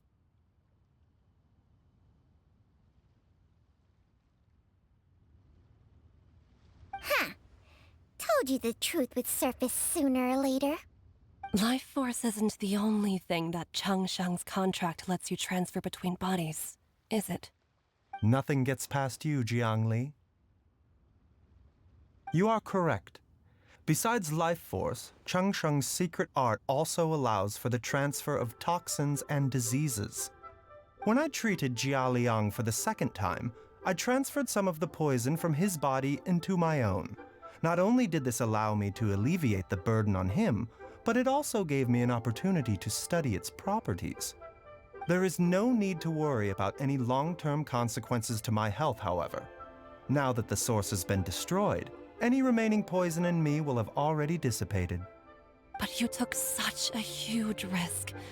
If we hadn't destroyed the god's remains back there, then even you might have... What am I saying? I'm in no position to criticize you for this. The reason I left our master and went into hiding all those years ago was that he was getting old. And I didn't want him using up any more of his own life force to treat my husband. But in the end, how were my methods any different? I risked one life to save another. And then you tried the poison on yourself too. It looks like both of us have ended up going the same way as our master before us. Are all disciples of Chenyu Vale destined to turn out this way? To live a short life haven't given away our own for the sake of others. To fight relentlessly against the natural course of life and death, whatever the cost.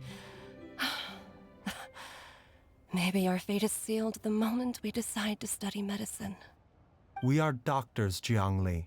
We ought never say that anyone's fate is sealed.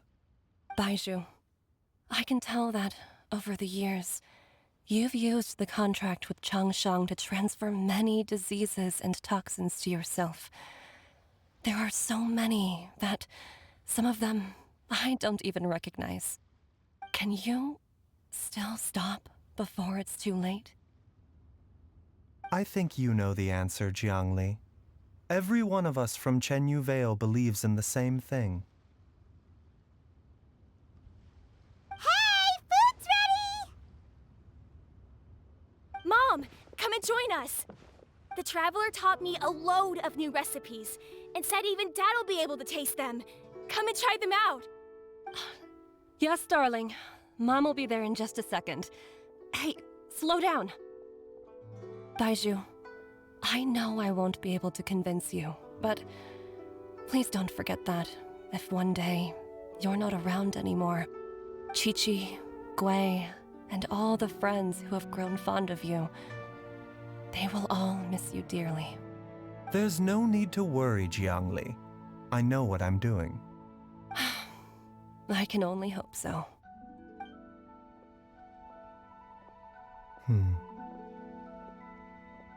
Baizhu, what did Jiangli mean by not around anymore? Are you gonna be okay?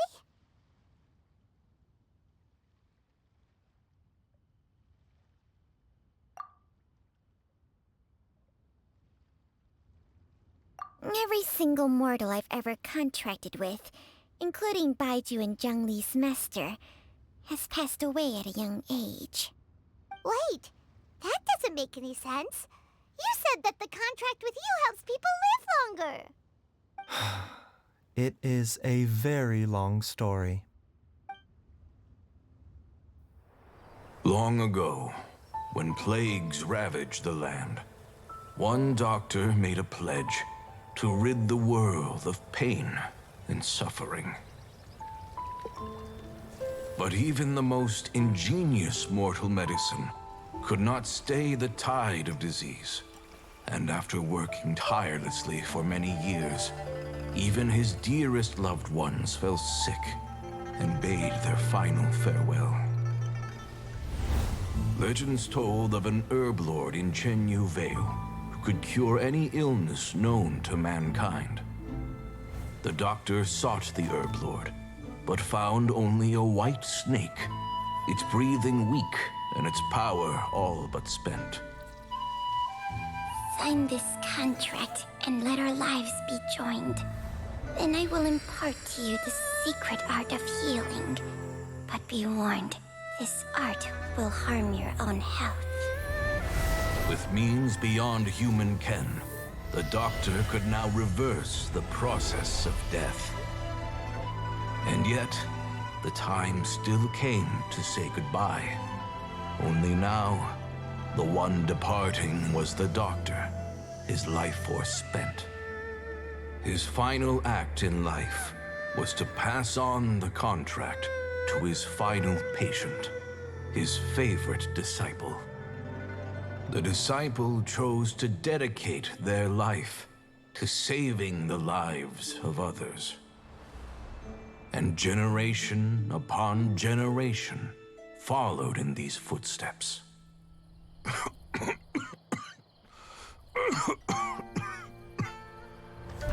Since I inherited this contract, I've always respected the path taken by my predecessors, and followed it myself unquestioningly. That is, until I tried to use the art to save my own disciple's beloved. She begged me not to use up my own life force. She said that this art is a poisoned chalice, an evil and unnatural practice.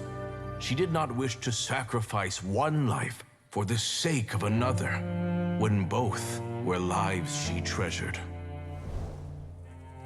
Only then did it occur to me. Did I not suffer when my master passed away, just as patients' families do at their loved one's deathbed? Are not the lives cut short by this contract just as worthy of saving as any patients? What is this contract to us? Medicine or poison? Alas, I no longer have enough time left to find the answer.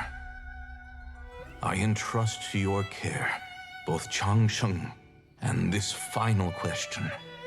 May you find a remedy for this conundrum, which has ailed us so. Time and again, no matter how much I try to warn them or balance their chi, I can never save them. And you? What's your answer? If I abandoned the contract and left you without a host, what would happen? I suppose I'd spend my final moments taking a nice nap on Mount Yaojin. Then I'd be reunited with my old friends and your predecessors. Then it's decided. If there's a life in front of me that deserves to be saved, why shouldn't I do everything within my power to save it? Once again, it's the same answer. So be it. Close your eyes. Who knows how many more people will take on this contract? None. This contract will end with me. My contract has strict requirements on the host's natural temperament. All my hosts have been most pure of heart. But when one with an altruistic nature gains access to this art, they are more seduced than the average person by the miracle of overturning the laws of life and death. Though they know better than anyone else the fate that awaits them, when faced with the sorrows of humanity and the pain of losing their nearest and dearest, they cannot help but reach beyond human means. They are like moths that throw themselves into the flame, seeking a glimmer of hope in a dark world filled with pain and suffering. So, Baizhu, does that mean... I suppose that would make me a moth that yearns for the light, but doesn't want to be burned to a crisp. Changsheng's art can transfer pain and suffering between people, but it cannot reduce the total amount of pain in the world. It's just like we witnessed. Either Jia Liang feared for Jiang Li's life, or Jiang Li grieved over Jia Liang's sacrifice. I have nothing but the utmost respect for my predecessors, who sacrificed their lives for their principles. But I do not wish to join their ranks, nor do I wish to pass on this contract to anyone else in the future. Huh? But didn't you already transfer a ton of diseases onto yourself? What makes a poison, poison? And what makes a disease, a disease? When it comes down to it, are not both mechanisms that affect the operations of the human body? If disease is defined as deviation from normal functioning, then who knows? Perhaps the true elixir of immortality could in fact be a kind of poison. Many may view the notion of searching for immortality in poisons and illnesses as a flagrant violation of the natural order. But to me, it is no different from the way our ancestors tested the medicinal qualities of herbs by sampling each and every one. I don't want those who come after me to lose their lives to this contract. Nor do I wish for Changsheng to perish from losing her host. This leaves only one solution, doesn't it? Precisely. I will be Changsheng's final host, and the tradition of passing down the contract will end with me. Even the gods of old struggle to achieve true immortality. First you want to save others, then you want to save yourself. Now you even want to save me. You're getting greedy, Baizhu. But isn't wanting to have it all what makes us human? For a selfish moth like me, who's afraid of the flame yet yearns for the light, the only path forward is up towards the moon. For once, Paimon Paimon just does not know what to say. Dr. Baizhu, Traveler, what are you still chatting about? The food's about to get cold. We also have coconut milk for Changsheng and Paimon. Okay, fine. Let's go grab some food. Paimon has a bunch of burning questions, but they can wait till after we've eaten.